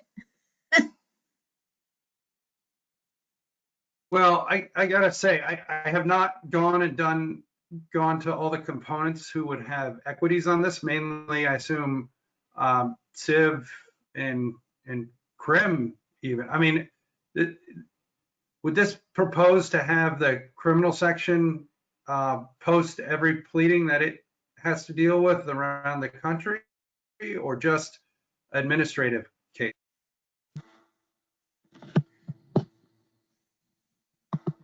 Mark? That's ultimately up to the committee and how the committee chooses to shape it. I will say in crafting the report, it was not my intention to hold DOJ to publishing on its website every single document, or not necessarily even every single pleading that is required. This is one area where I think the recommendations and focusing on the content of the recommendations and caveats to them and whatnot might be beneficial, because it's possible to shape those recommendations in a way that accounts for the practicability concerns that I think Brady just raised. Dealing with them in the preamble might be a bit less wieldy. Brady, did you I'm have sorry, I something didn't to mean to. Yeah, Mark, I didn't mean to step on you. There's a little bit of a delay. So I apologize. I mean, one thing we could do is take since DOJ has a unique position here where we're representing agencies, and if you're acting as an attorney for a client, I haven't thought of all the implications that could come into play with that. But one thing we could do is go offline with some of these questions and frame those questions, and I can go back to the components with those framed questions and get their input. May I just jump in one more time? I think, Brady, I didn't want to put you on the spot, and we don't expect you to speak in an authoritative way for all components of DOJ. I just did want to note that DOJ is represented on the call, and I think that, I think the committee, of course, and I think Kristen would agree, should be very solicitous of DOJ's views, and whatever you think is best in terms of ascertaining DOJ's views and communicating it to the committee, I think that would be fine, but that's ultimately Kristen's call. Well, I would actually second exactly what Matt says. I, for one, am, I have it, I'm coming at this from a little bit of a position of ignorance in the sense of knowing sort of the details of how DOJ's representation of its various client agencies impacts this recommendation. And so I agree. I didn't mean to put you on the spot either, Brady, so much as, just wanting to learn and understand the best way to try to shape this proposal, given, I sort of take the point of some of the agencies that, they're not the ones running their litigation. On the other hand, they're the client, and, having everything dumped on a single DOJ website is not exactly intuitive for somebody who's looking to find an answer with respect to what's going on in litigation for the FTC or the FCC or the IRS or the SEC or whomever. I'm not even sure, honestly, notwithstanding having studied a lot of this stuff for 20 years, I'm not entirely sure which agencies have their own litigation authority and which ones don't. Consequently, I think, having your input, however you choose to facilitate and provide it, would be invaluable, I know, to me, and I think to a number of members of this committee who have raised questions and concerns along these lines as we've been going through this proposal. I just don't know. Yeah, that's it. I don't feel on this. I don't feel on the spot, but thank you for that consideration. I know enough to be dangerous, and I'd like to go back to the individual, the people who know a lot more about the nuance of this and get their input with a refined set of questions for them to respond to, because the devil's in the details of a lot of this, and they're going to see a lot of pitfalls that I'd miss, and I think other people would miss. I think an FTC rep spoke earlier saying that it was a sort of a quasi-representative situation where the DOJ represents it on some matters, but it represents itself on others.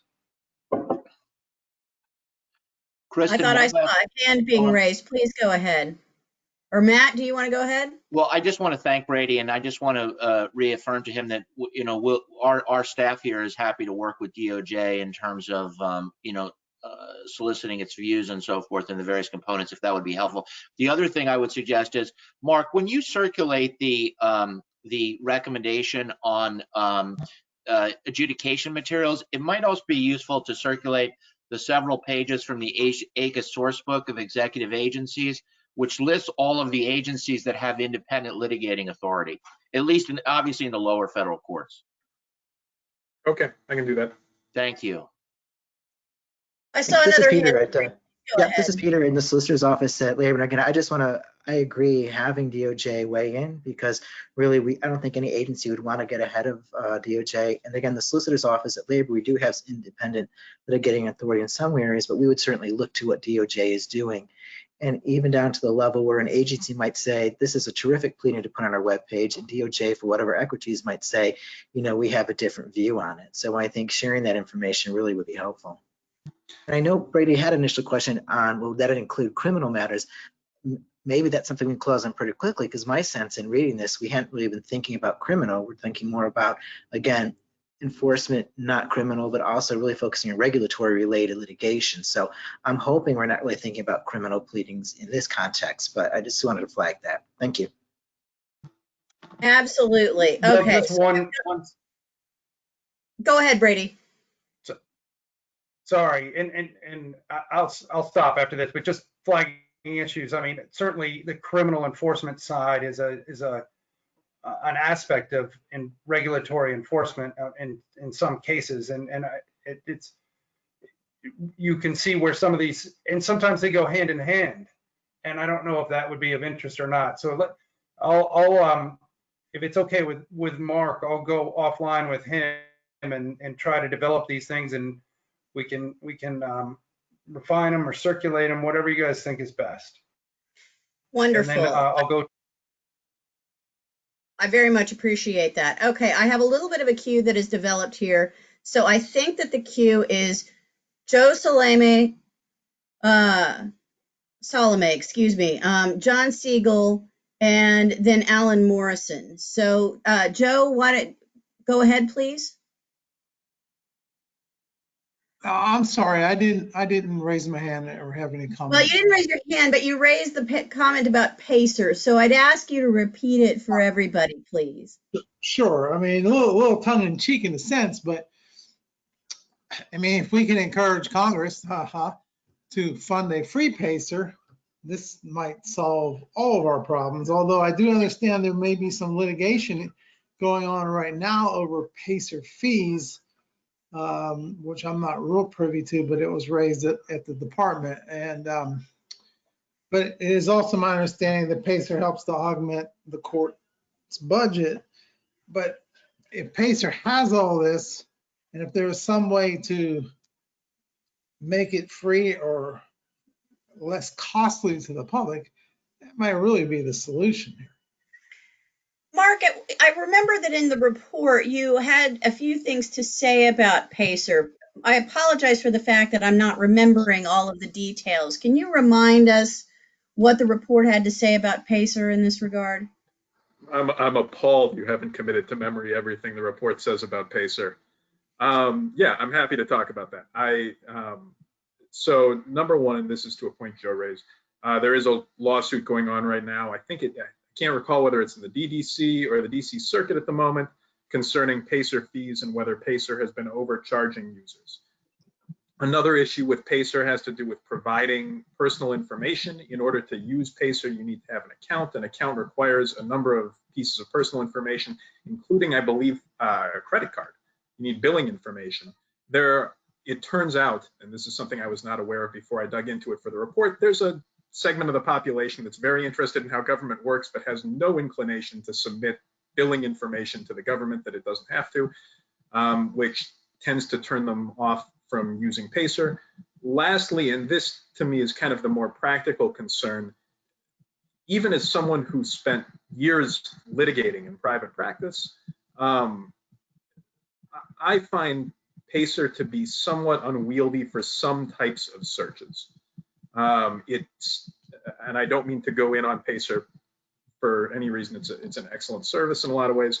But for a member of the public who has no experience really using Pacer, no legal training, and simply wants to know, tell me about what the NLRB is up to in litigation, for a number of reasons, including the way you enter search terms in Pacer, the way results are filtered in Pacer, it's not always going to give you the results you're looking for necessarily, the same way that, for example, the NLRB's litigation webpage does. I hope that's sufficient. Okay, John Siegel, I had you in the queue. Thanks. I actually got my comments in earlier, but on the topic that's now being discussed, PACER, I would just note if we encourage agencies to create what is in many ways a free alternative to PACER, we might expect some blowback from whoever is in charge of PACER. I don't know if that would be the Judicial Conference. That's one I wouldn't have much sympathy for. That's like the phone companies being upset about voice over internet. It's, sorry, but technology has overtaken your money-making scheme, so I wouldn't be too concerned about it, but we might expect some response from who's ever in charge of PACER.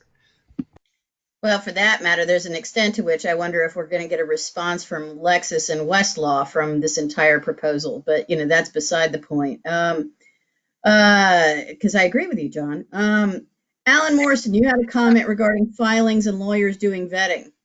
Yes. The filings is the correct line, as John Siegel suggested, among other things, because, for example, depositions are not filed, interrogatories are not filed, the answers are not filed, and they're generally not available by third parties trying to get access to them. So that's a well-established line, and I think we should say for the filings. Second, the filings, I think we should be clear. It's clear in the preamble, I think, but we ought to say filings with courts. And make it clear that we're not talking about agency filings. In the preamble, we might refer to the agency adjudication materials, but I think it ought to be courts. And we can also say, obviously, nothing prevents them from doing the same thing for agency filings, but this is only dealing with courts. And I don't think we have to go into any detail because the agencies will know which courts they want to have, and we don't have to say Article 3 courts, because I think the tax court and the Court of Federal Claims I don't know what other courts there are. The International Trade is an Article 3 court, but there's no reason to go into it. The other thing is the recommendation now talks about the lawyers doing the vetting. Obviously, that can't take place if they're materials that were prepared by third parties. But even then, I don't think we should require the lawyers to do the vetting. I just think we ought to require the agencies to have as I think the recommendation, or someplace, maybe it was somebody's comment, maybe Kenny's comment, that establish procedures for assuring that privacy and confidential financial information is not inadvertently disclosed. If it's filed, the answer is these days it shouldn't be a problem. But who knows how that material will sometimes come in. But I don't think we should tell the agencies who in the agency should be doing the vetting. Just say responsible officials, officers. That's all I got. I think one thing that may be helpful at this point is to take that language that we have added to the preamble with respect to the definition and move, or replicate it in the recommendation, in recommendation number 1, and see how it looks, so we can see what adjustments, if any, need to be made to accommodate some of these comments with respect to particularly that last point about doing the vetting and so on and so forth. Does that seem sensible? While that's being done. Hearing no objection, Kristen. You should proceed. Hearing no objection. Let's do that and see how it looks. Let's see. Yeah, I think that's right. So then, in determining which agency litigation materials to include on their websites, ensure they have implemented appropriate safeguards. So, Kenny, you had raised a point about safeguards earlier. Is some of the language that you were proposing in the chat something that you want to include in this recommendation? Are you looking to expand this language, or was that something to put in the preamble, or could you elaborate, please? Sure. Can you hear me? I just wanted to provide that as sort of separate background because I'd referenced it earlier. And so I actually think that you have language here that sort of covers the key point, which is to make sure that there are appropriate safeguards. And then I do also agree with Alan, I think it was Alan's point, that it makes sense to leave in agency discretion who's doing the review of the documents to certify that it doesn't contain private or protected information. So, but yeah, I don't think all this information, I think it makes sense to tie this recommendation up effectively with the administrative adjudication recommendation, but I think you've done enough in terms of the safeguards language here. Okay, good. So it sounds like you and Alan both are proposing that we strike the lawyers responsible for drafting and filing the document and just replace that with agency officials. Does that accomplish the goal?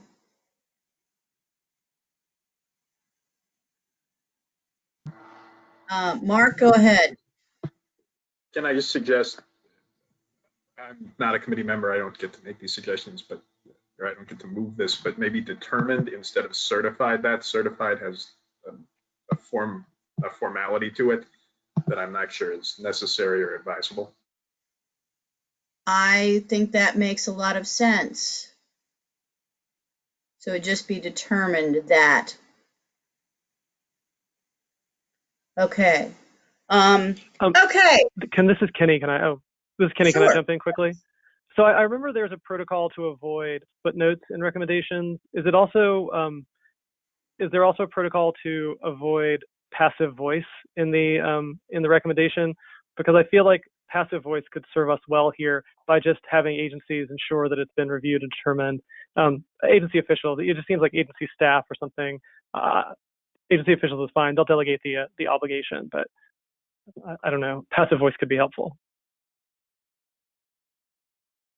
This is Peter Labor. I agree with that. I think that actually is a good edit. And again, kind of like the word certified officials always seems to have some baggage with it. So that edit seems to make a lot of sense. Thank you. Yeah, I don't think the intention is to put this onto officers of the United States as opposed to agency staff. I hate passive voice, but on the other hand, I take the point.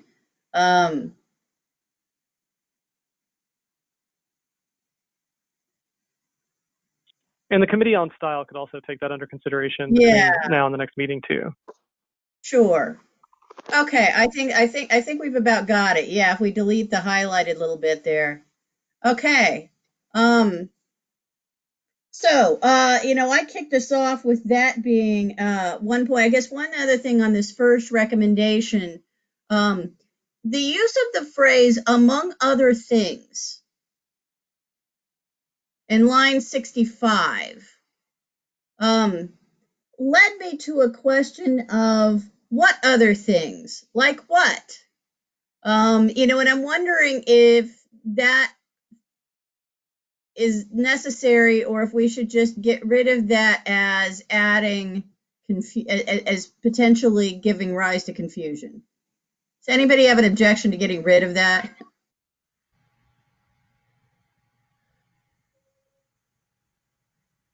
Consensus Hearing by none. subtraction. I'm sorry, say again? Consensus by subtraction. Consensus by subtraction. Excellent. Okay. And look, if anybody else has any suggestions, please feel free to jump in at any time. So as I go down this, I will note one issue that has been raised but has not yet been discussed. If we go down to recommendation 3, so, the question that is raised here is, to the extent, I know that there are some agencies that are, much more divided into subunits than other agencies. And, the question that's raised is whether or under what circumstances sub-agencies should link to parent agency litigation web pages rather than maintaining their own litigation web pages. with all of this discussion about DOJ and client agencies, we actually haven't ever gotten into sort of the next level down of sub-agencies, particularly our government members or members who have experience with government. I'd be curious to hear your thoughts on this.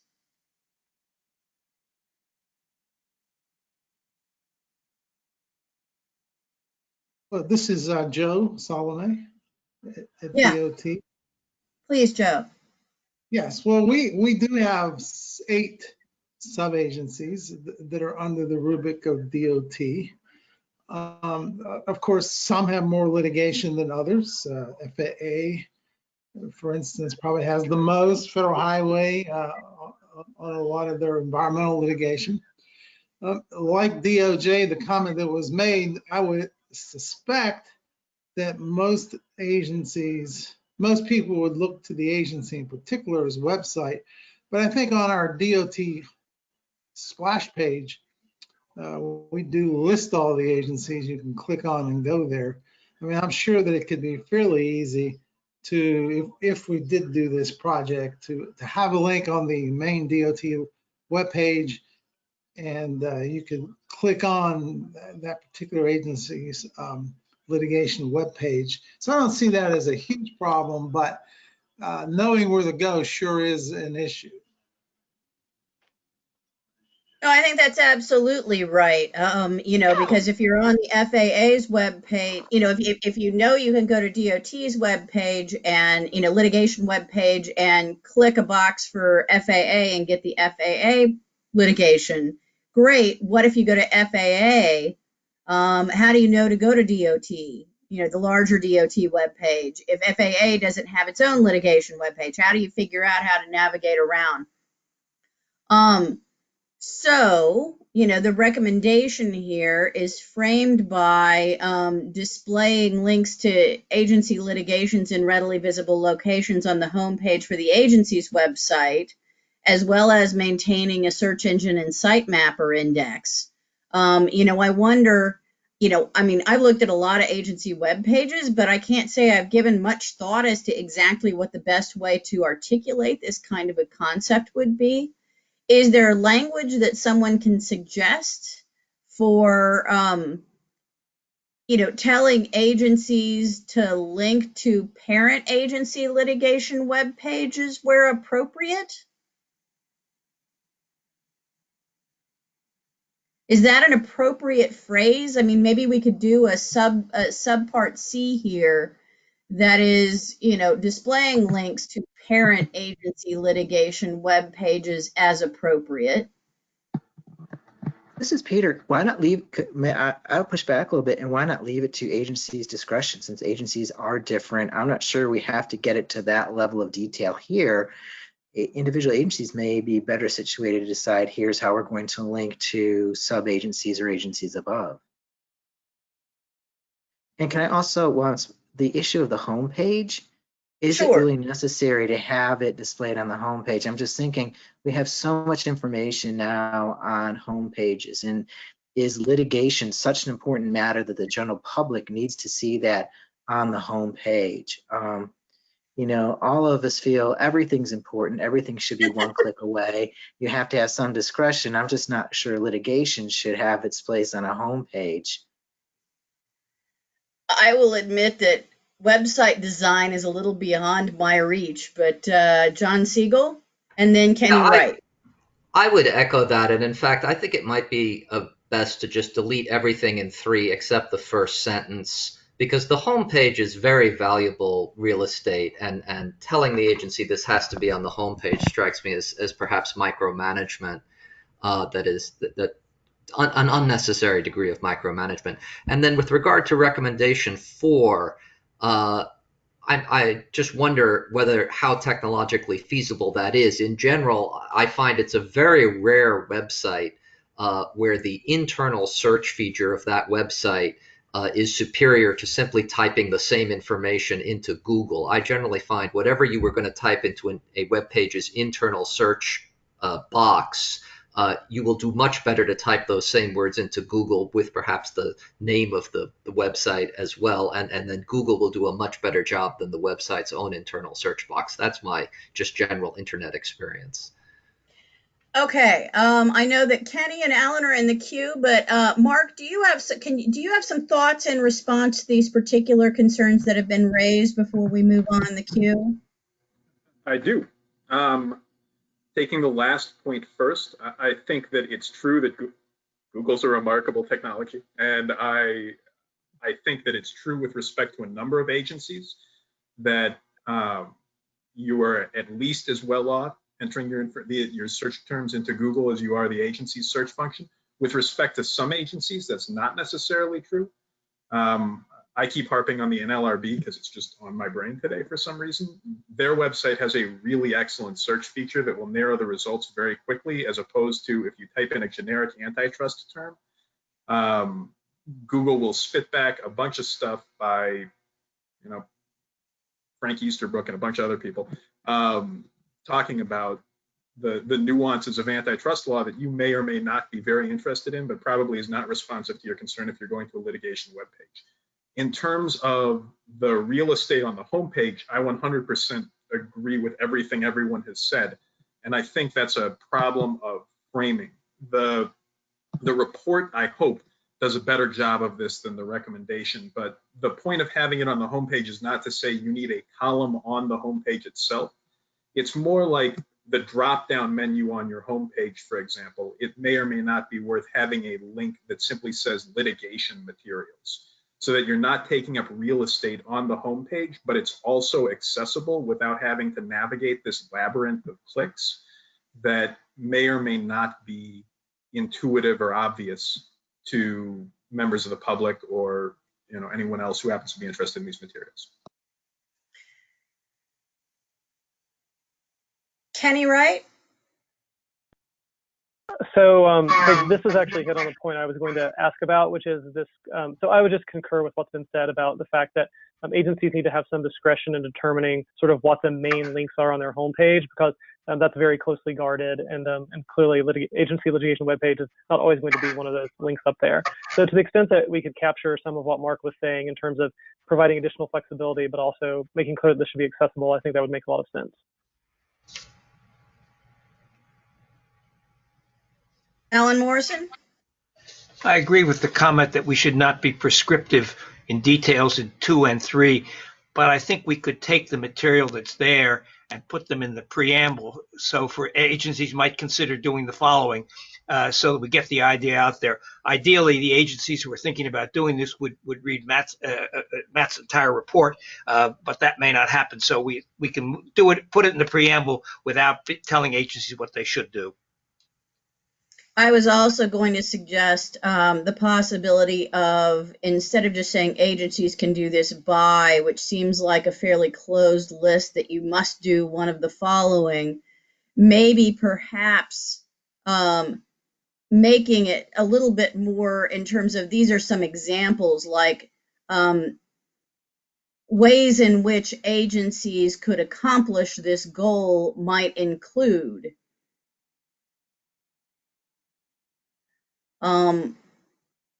I hesitate to rely too heavily on the report, because my recollection is that, by habit and understanding this committee, the report is not the recommendation. It supports the report, but we can't rely on people going to read the report. The preamble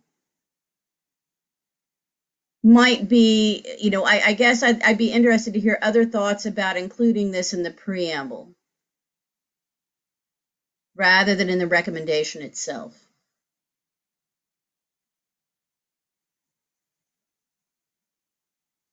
I hate to be such a downer, but I'm just not sure it's the kind of thing you would fit in the preamble. This is kind of getting in the weeds of where you would put it in your web pages. If others feel strongly, I'll defer to them, but I'm just, again, a little wary of including this kind of thing in the preamble. Well, let me ask you this, Peter, because I know you raised concerns about having any of A, B, and C at all. Would your concerns be assuaged at least somewhat if we said something along the lines of, ways in which agencies might accomplish this goal could include the following, Yeah, or I think something that that's makes it, a little bit more open-ended and discretionary seeming? I think that's fine. I think what I'm also reacting to is, we've just gone through the executive order on guidance, where now Yeah. agencies are publishing all their guidance. And again, that needs to be prominently displayed. So I think the struggle is, at what point do you say, you've got every piece of guidance is now being published. You're going to have all the litigation. It's all important. I'm just trying to figure out how, with that overlay, how much detail do we want to go here in this document on where the litigation should be, focused on the web pages. I'm not crazy about it being in the preamble, but something like that, if you're giving this as an example in the recommendation, maybe a softer touch. And again, I apologize. It's just having the scars have now gone through the whole guidance on guidance and putting that on the web page, how many thousands of documents, hearing one more recommendation about putting all your litigation prominently displayed and here's how you do it. I more of a visceral reaction probably than is warranted with this group. No need to apologize. I completely appreciate the concern. Again, I do not claim any, and I don't know how many people on this call, maybe other people feel similar to me, but I don't claim any wisdom whatsoever when it comes to website design. So I appreciate the suggestion. On the other hand, I can also appreciate some concern with just leaving it. Agencies should make sure that website users can locate the agency's litigation materials easily on the agency's websites, period. Seems a little bit too brief. I think that's a fair statement. I agree. Alan, are you okay with leaving this level of detail in if we soften this this opening clause with respect to A, B, and C? Sure. I mean, let's take a look at it when it comes out in the next version. We all reserve the right to make comments then, but it's probably Sure, okay. absolutely. So, Mark, could you just flag to soften that phrase even a little bit further to make clear that these are suggestions rather than the full universe of what might be accomplished? And with that, we can leave it to the, committee on style until our next meeting. Okay. If anybody else has any particular comments with respect to, any of the terminology in these recommendations, I remember somebody said something about 4, and I apologize that I have, in all of the discussion of 3, I have lost track of 4, or maybe it was 2. I don't remember whether perhaps it was Alan. I think I'm the one, John Siegel, who said something about Great. 4. And what I said was, I just wonder whether agencies are capable of arranging their search engines so that their internal search box does a good job, given that, in my experience, Google tends to do a much better job of finding things on any website than that website's own internal search Sure. function.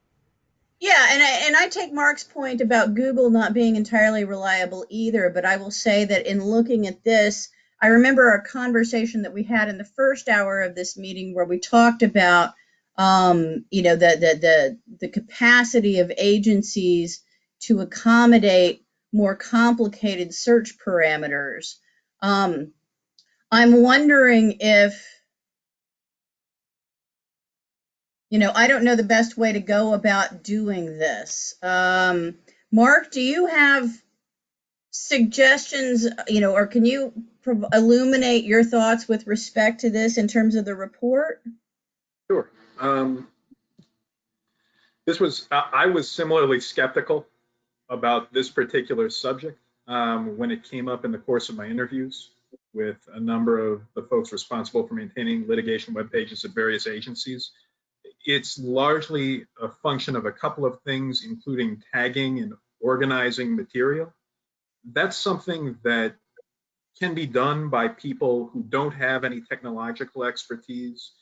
There are issues that come up in terms of determining what tags you want to use to make material searchable. how you want to categorize and organize the material.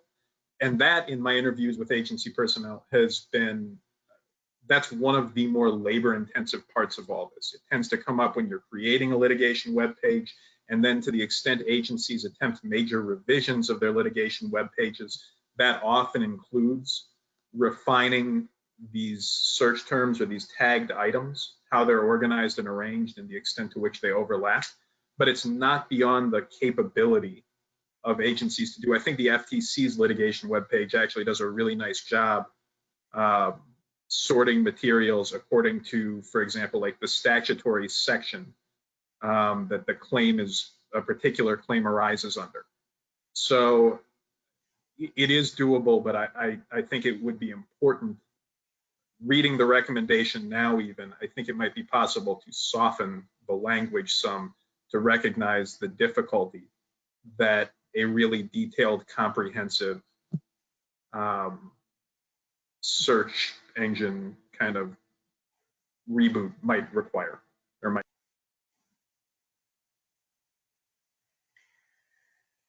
Yeah, I've got concerns on this one too, in the sense of yeah, whether we're, I'm not a computer person. I don't know how best to go about telling people how to make their websites work.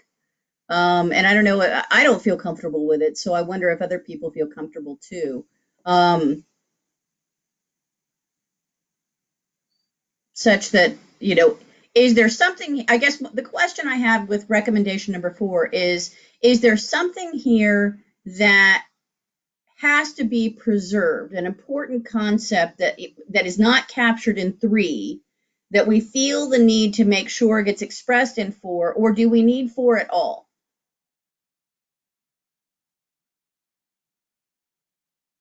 Mark, what do you think?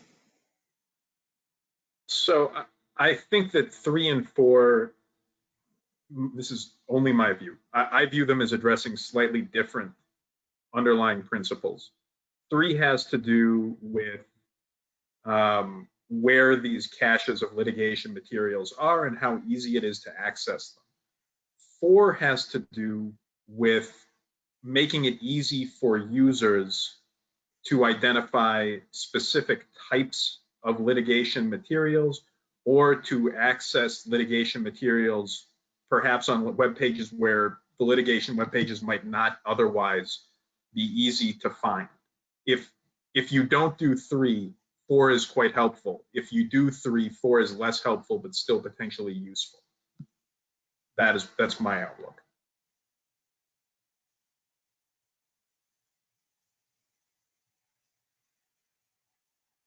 At which point I wonder if court brief, settlement, or lawsuit are the words, or whether there are other words that are better. I don't know. I guess I'm a little skeptical about the utility of 4.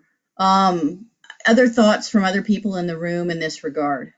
This is Peter. Interesting you say that, because I'm thinking of a pro se person who may not be thinking of the legal niceties, but they may be thinking of coal miner and Paducah, things like that. They may not be focusing on, the word brief. They just know there's a court filing out there and they're interested in learning about it. So, yeah, I think we could do without 4. Again, if others feel, strongly about keeping it in, I think you're right. 3 is helpful, 4 makes it better, but I'm just not sure that's really going to help the broad array of people who may be doing these searches.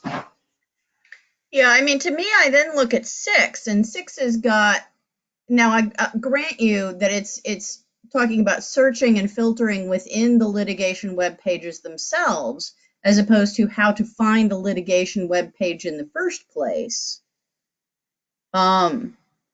But it seems to me on a certain level that 6 is the more important one to accomplish the concern that, or accomplish take care of the member of the public that Peter was just describing.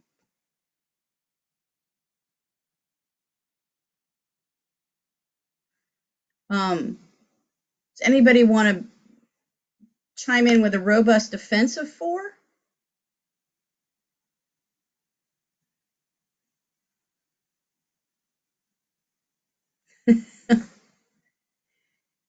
Hearing none, maybe we delete 4? does seem that 4 has few friends. Okay. The next comment I have for myself anyway, and again, please chime in if anybody else has something that they want to talk about in particular. Moving on to what is now 5 on the screen.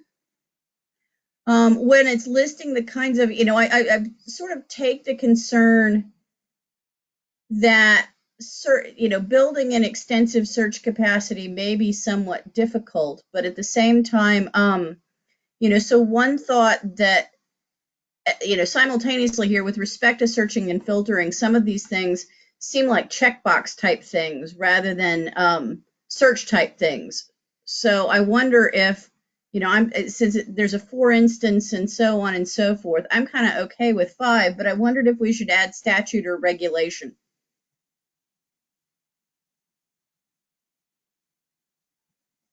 So that especially agencies that administer more than one statute, or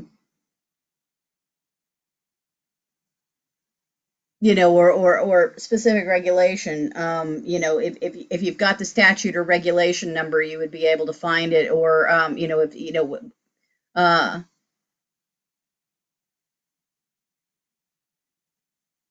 yeah.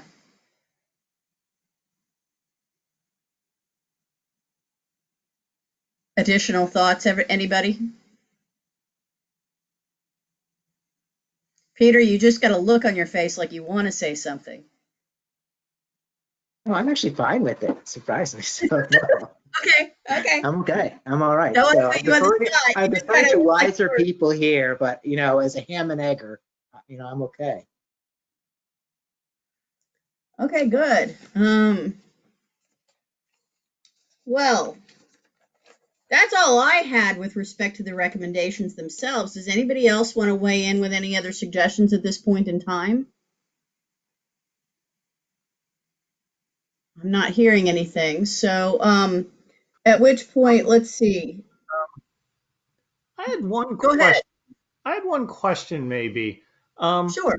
One thing that I find very useful is when there are links in press releases to primary materials. Now, of course, many newspapers do that these days, but some don't. And agencies issue press releases all the time. It might be useful to remind them to include, if they actually go through the expense of running this website where they have the agency materials. I think almost every agency has a press release center. Then we might remind them that it would be good practice to link to those primary materials when they make a press release, concerning, of course, the relevant litigation, because that can be very helpful. And the reason to do that is because the reporters from news services won't go to this webpage if they're not pointed to it, but they just read press releases because that's the way they work. And if the press release itself has a link to primary documents, there's at least a better chance that the reporting on the case might actually point to at least the agency's press release, which will then point to the litigation materials, or maybe even point directly to the litigation materials. I think that might be useful if the agencies are actually going to go through the expense of building this, that we remind them that they should, with their press release portion of their agency, link to these. The FTC apparently, just looking at their press release section, tends to do that. Mark, is that something that you looked into or took into account at all when you were doing your survey? Yeah, and there are a number of agencies that do that, and it is often quite helpful, and it does apparently tend to drive traffic to these litigation web pages and enhances their usefulness thereby. I'm curious, that not to put you on the spot, John, but if you have any specific suggestions for how or where to include a recommendation like that. You can try that. I've been trying. Yeah, sure. I realize that that it's always useful to talk about language. Let me pull up the language. I keep trying to scroll through the document that's on the screen, but of course I can't do that. I've got to switch to my document and then scroll through that. I think that I think it would go naturally. It would go naturally under paragraph 5, because that does suggest that you make that agencies should or might provide a separate docket page for each case with a link to the docket page on their litigation pages, and include some language there, maybe even a separate sentence that says, and they should consider, or they might link to such docket pages when they make press releases concerning that litigation. I think that language was intended to go under what is now recommendation 4. Yeah. I'm sorry. I'm looking at my document because I can scroll to it. Sure. Yes, it's 4 now because of the deletion of earlier paragraph 4. Or maybe should, because I think might is, maybe we should make it should, because I think that's a simple task. And the nice thing about this is it might actually stop the agencies from siloing into, we've got our web people, we've got our press people, our press release people, and never the twain shall meet. This actually says they really should have those two people, or those different components meet. Oftentimes people who are doing press releases, their career track might very well be that they're in the media, sort of. They're not lawyers. They don't think about primary materials necessarily. And whereas we, as most of the people on the call being lawyers, think about all these litigation materials. But I think a connection to the public, the general public, is, I think, more likely to see the press release, or more accurately, the news story about the press release. This is a way to connect up the sort of highest level thing that's for the general public directly to the primary materials. I will make one observation with this language in that recommendation, what is now recommendation 4. The second sentence says that the agency might, for example, provide a separate docket page for each case. To the extent that that language is as soft as it is in terms of recommending that as one possibility, then to have the next sentence say that they should consider linking to such docket pages doesn't quite match up. I mean, I don't disagree with John at all. I think the press releases should include the links to the primary materials. It's more a matter of the wordsmithing. So maybe we can move that to the second sentence and then just not use docket page, but say linked to those grouped materials when making press releases relevant. How about leaving it where it is? Because the second sentence really does inform the first, but say agencies should consider linking to the grouped together materials.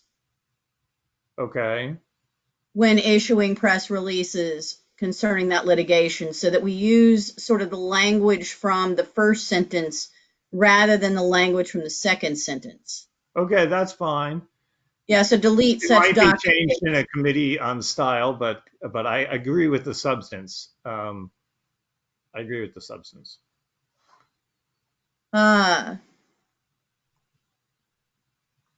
So Brian Montgomery, I don't know if your glitching is prohibiting you from making, from participating in the discussion, but if you've got something that you'd like to add, we'd be delighted to hear it.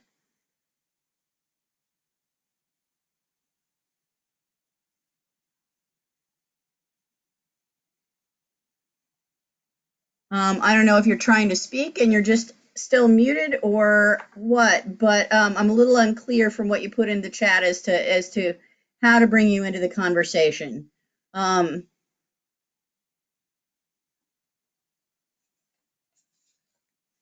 Okay, well, that doesn't seem to be accomplishing anything.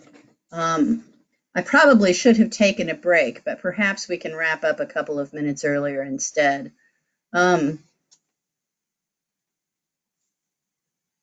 let's see.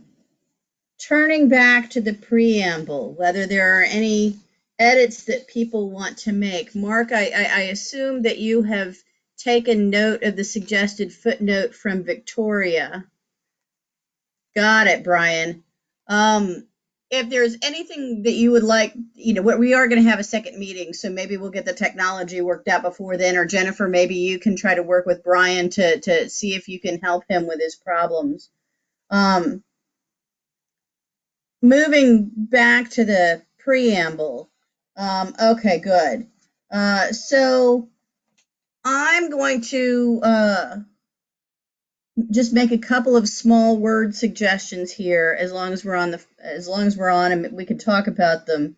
I've got one in line 19. I don't know if it's still line 19, but let's scroll down to line 19 and we'll see where it's at. Yes, and it's actually now on line 21. Certain limitations on search functionality. I'm wondering if we need the word certain in there. It sounds again like one of those mealy-mouthed qualifiers that doesn't actually communicate anything. Mark, do you have any thoughts on that since you drafted it? I am loath to be accused of using mealy-mouthed qualifiers. So yeah, by all means, happy to get that out if that's what the committee wants. I'm not wedded to it by any means. Any objection to getting rid of the word certain? Does anybody else see any work that it's doing? Okay, No I'll one take wants that. to defend the mealy-mouthed qualifier. Delete the mealy-mouthed qualifier. Along similar lines, if we drop down to around line 34, probably drop down a little bit further, but let's see. It's now on line 35, the phrase "and so forth" just raises questions as to what "and so forth" represents. Mark, do you have thoughts on that one? And then Peter, I saw your hand too. It's to emphasize that it's a non-exhaustive list. And so, for example, among other things, the range of agencies that were surveyed were designed to cover a variety of subject matters. So we did financial regulatory agencies, we did agencies having more to do with land use or the environment, obviously. The idea was to capture a broad range of subject matters. And I guess one way to do it would be to say, and spanning a range of subject matters. But I think that would be true even within a single sector, like financial services agencies, for example. Matt? Matt, please. I have a small quibble here. Well, small quibble is redundant. I have a quibble. And if it's not aired now, it will be aired at the plenary session. I think the implication here is that independent agencies are not part of the executive branch, or am I wrong? And that suggestion will be met with objections that there are federal agencies that are not part of the executive branch.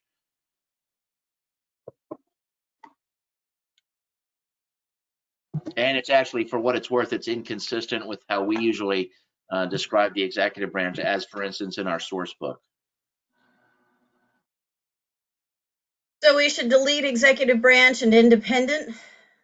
I don't know. I could give some more thought to it. I just think the implication there is that an independent agency is not part of the executive branch, or am I misreading that? Mark? Sorry, I just want to make sure that I'm not speaking out of turn here. I think, and people on the call can correct me if I'm wrong, the distinction, that's just the only way I've ever heard of that particular distinction, which I think most people are familiar with, at least most people in the administrative law world. I haven't heard it characterized otherwise. And I think it's a notable distinction. It's potentially worth remarking on, or maybe it's worth maybe this is a good argument for between and so forth, and then the quibble about executive branch and independent. Maybe this is a good argument for getting rid of everything in the M dash, in between the M dashes. I think the term independent regulatory agency is definitely a term of art. But I think there are a number of our members, and I don't know, maybe John Duffy, if it's John Duffy's okay with it, I suppose it's okay. I can imagine a number of our members objecting to the suggestion that an independent regulatory agency is not part of the executive branch. It's Andy Vollmer. I think Matt's right, and I'm a member who would object. I'm going to propose, I think deleting everything in the M dash is smart. You know, as much as I hate to rest on the report, this may be a good place to rest on the report. Perhaps the footnote 5 would be a good place to, you know, modify that footnote to accommodate the suggestion that Victoria Nurse raised by email, where we've got the citation to the report already, but instead we change the parenthetical to reflect the number of agencies surveyed and the number of websites reviewed. And then if people really want to dig into which agencies, that's all in the report. Does that seem sensible as a way around this issue? Yes, I think so. Okay. Does anybody have any objections? Hearing none. Okay. So dropping down to the next paragraph. This is more of a committee on style point, but let me just suggest that I think instead of saying close inspections, I think it should be singular, close inspection, and then you would need to change suggest to suggests.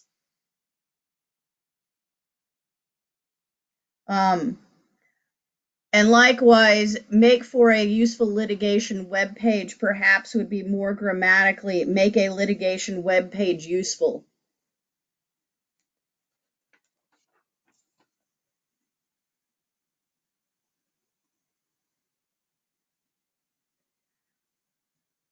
Dropping down to the next paragraph, or dropping down to the next page where it says second. You know, this is where we talk about costs. And I'm wondering if, given the concerns about costs that were raised earlier, whether this might be an appropriate place to talk about volume. You know, we had this discussion earlier about, you know, with different agencies having different volumes of litigation, wanting to be cognizant that agencies might need to have some discretion with respect to, you know, how much they need to put up. I don't know what other people think about that now that we're in the middle of sort of accommodating some of those concerns, but it occurred to me that this might be a place to, you know, we could sort of beef up that recognition at least a little bit. What do other people think?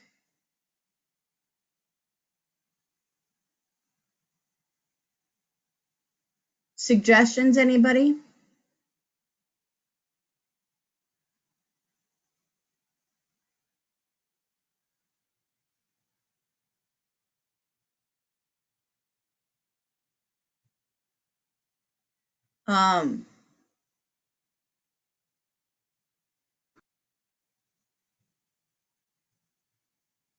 Okay, and then the last suggestion I had is on line 51, changing the word incorporate to the word pursue. Incorporate the substance of this recommendation seems weird to me, but that may just be me. Mark? This actually goes to your previous point. It occurred to me as you were suggesting that recommendation that this paragraph, particularly the sentence about recognizing the unique missions, litigation portfolios, programming, and financial constraints of agencies, might also be worth considering, depending on what the committee wants to do, as a place to talk more about the cost and volume concerns that have been raised today. But that is a stylistic quibble that is beyond my pay grade.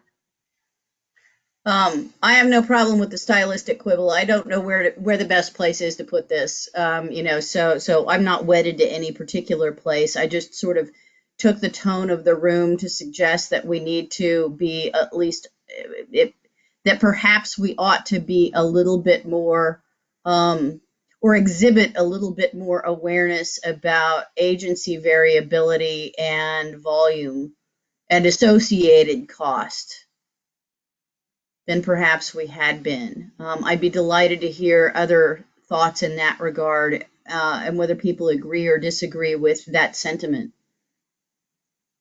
I agree with that sentiment, but I don't quite have a suggestion. I do think the sentence that follows that is a little, the personnel responsible for creating the federal government's most impressive, we're talking about the earlier paragraph, I thought. The personnel responsible for creating some of the most impressive agency litigation web pages report that the benefits substantially outweigh the costs.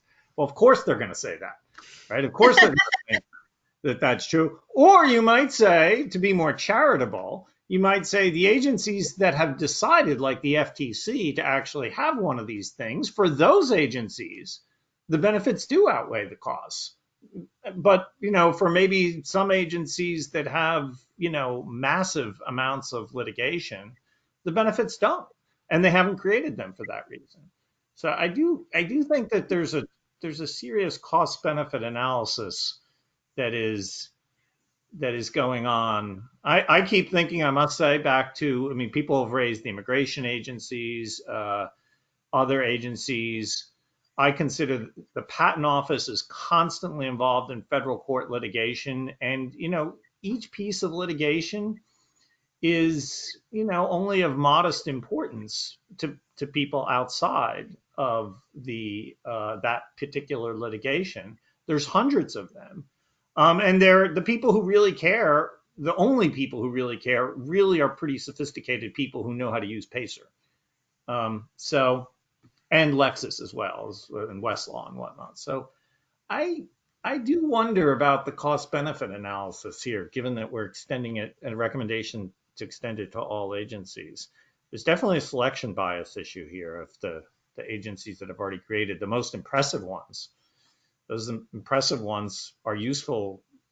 That doesn't mean that it's going to be useful for every agency. I take John's point because I will say, with respect to tax litigation, there are lots of little cases out there that really, that get filed in the tax court that perhaps aren't all that earth-shattering to most people. That doesn't mean that there isn't some merit to the idea of having a litigation webpage for the IRS.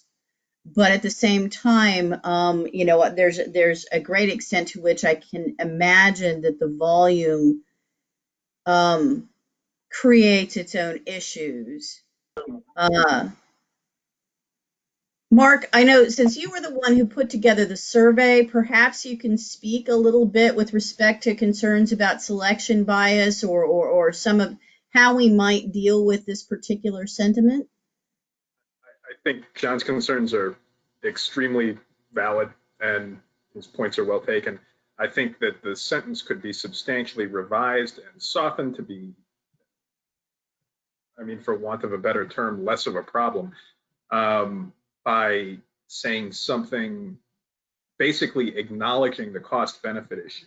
The preceding sentence seems to acknowledge the cost issue, and the second sentence should bookend. I shouldn't presume to say should. It might be nice if the following sentence bookended the first sentence by pointing out that there are obvious and recognized benefits in some of these cases. Robin Greenhouse has a comment. Robin, please go ahead. Well, you had just mentioned the IRS and tax court cases, and one of the things I did while you were all talking was I took a look at the tax court website, and it actually it's searchable, their opinions, word searchable. So, you know, it seems like that they're providing that tool that you've been talking about, but excluding the pleadings that I've mentioned are, you know, are concerning because of the confidentiality and privacy issues. So I'm not sure what more would be helpful to taxpayers in that context. And I'm not referring to any of the cases Sure. that DOJ. You know, one possibility, and this gets back to sort of the web design aspect of recommendation, you know, the portion of the recommendation that goes to web design. I could imagine an IRS litigation web page that, with respect to tax court litigation, links to the tax court's web page, while simultaneously then perhaps providing, you know, other, you know, providing, you know, or making available the filings with respect to other tax litigation, although then that gets to the DOJ liaison point, I understand. But, you know, certainly, you know, web design, just like we were talking about the subsidiary agencies within an agency and how you link between the parent agency's web page and the subsidiary agency's web page. You know, likewise, perhaps with the IRS and the tax court. Alan Morrison? Previous discussion just suggested that maybe our recommendation 1 needs to be amended because people are suggesting, well, it's beneficial for some agencies and not others. The costs are too great. Tax agent, the IRS has got different set of problems. But recommendation 1 says should provide. Now, I'm not in favor in general of weasel words like should consider providing, but maybe if that's what our views are, that not all agencies should do this, then maybe we have to say that.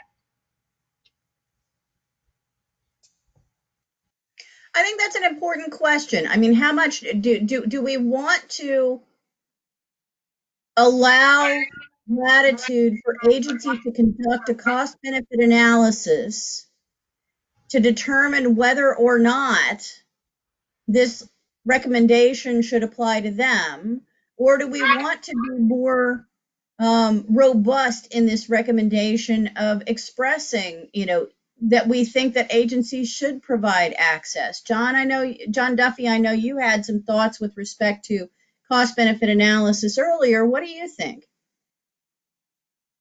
So I've been thinking about this problem. I think it was raised in the very first comments that we had from John Siegel, you know, whatever, almost two plus hours ago. I think it's a hard problem. I haven't come up with any language.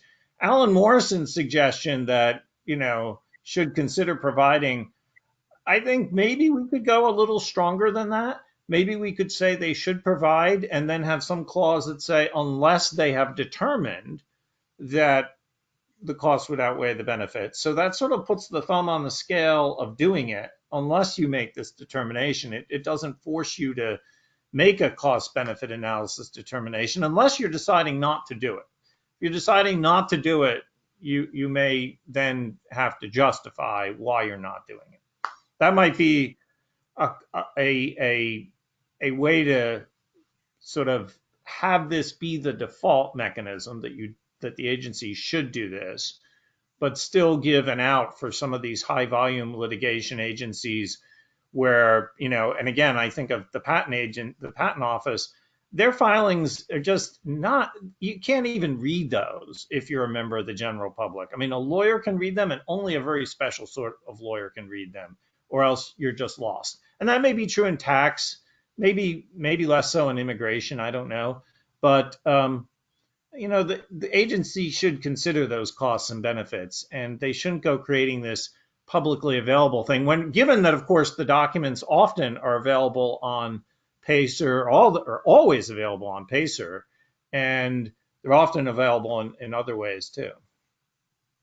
I'm wondering, you know, recognizing that a couple of years ago we had our recommendation on agency adjudication, and assuming that some of the same cost benefit concerns were at issue there, I wonder if there might be any language in that recommendation that we could borrow from. I don't know, Matt or Reeve or Mark, do you all recall from that recommendation whether there's language that might be helpful in this regard? Mark has a thought I can see. I have 2017-1 sitting up on my phone right now, and in that recommendation, presumably for the same reason, although I'm not sure, but we used agencies should consider providing access on their websites. So that it got a little soft, but I think that it's worth noting that that would be the parallel here if we wanted to borrow. I will say one thing about adding a specific reference to costs outweighing benefits. I am concerned that as soon as we start mentioning cost benefit analysis, that some people will break out into hives. I think perhaps, so Alan Morrison is making the suggestion here that this is an important question, and given that we only have 14 minutes left by my clock, perhaps this is an issue that we should hold over till the next meeting.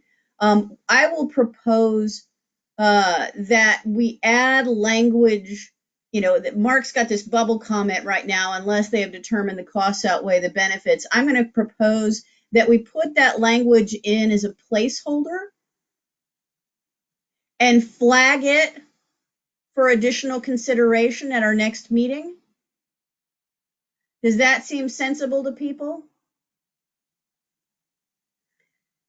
Okay, seeing thumbs up and hearing no objections. Okay, we now have 13 minutes left. I want to say, I have no objection to ending a few minutes early. Let me just see before I do whether anybody has any additional thoughts, concerns, or considerations that they would like to raise or at least flag for our next meeting.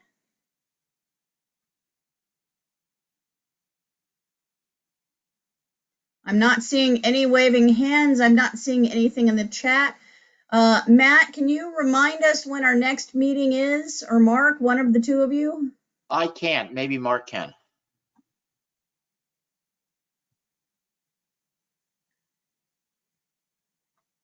Mark, I'm not hearing you. It looks like you're looking for it. Yeah, there we go. Sorry, I am trying to pull this up while not sharing my screen with you guys as I frantically scroll through everything. So if you want to give me a couple. Sorry, I didn't mean to put I anybody believe on it's the August 19th. I think that Thank you, sounds John. right, I but there appreciate we go. that.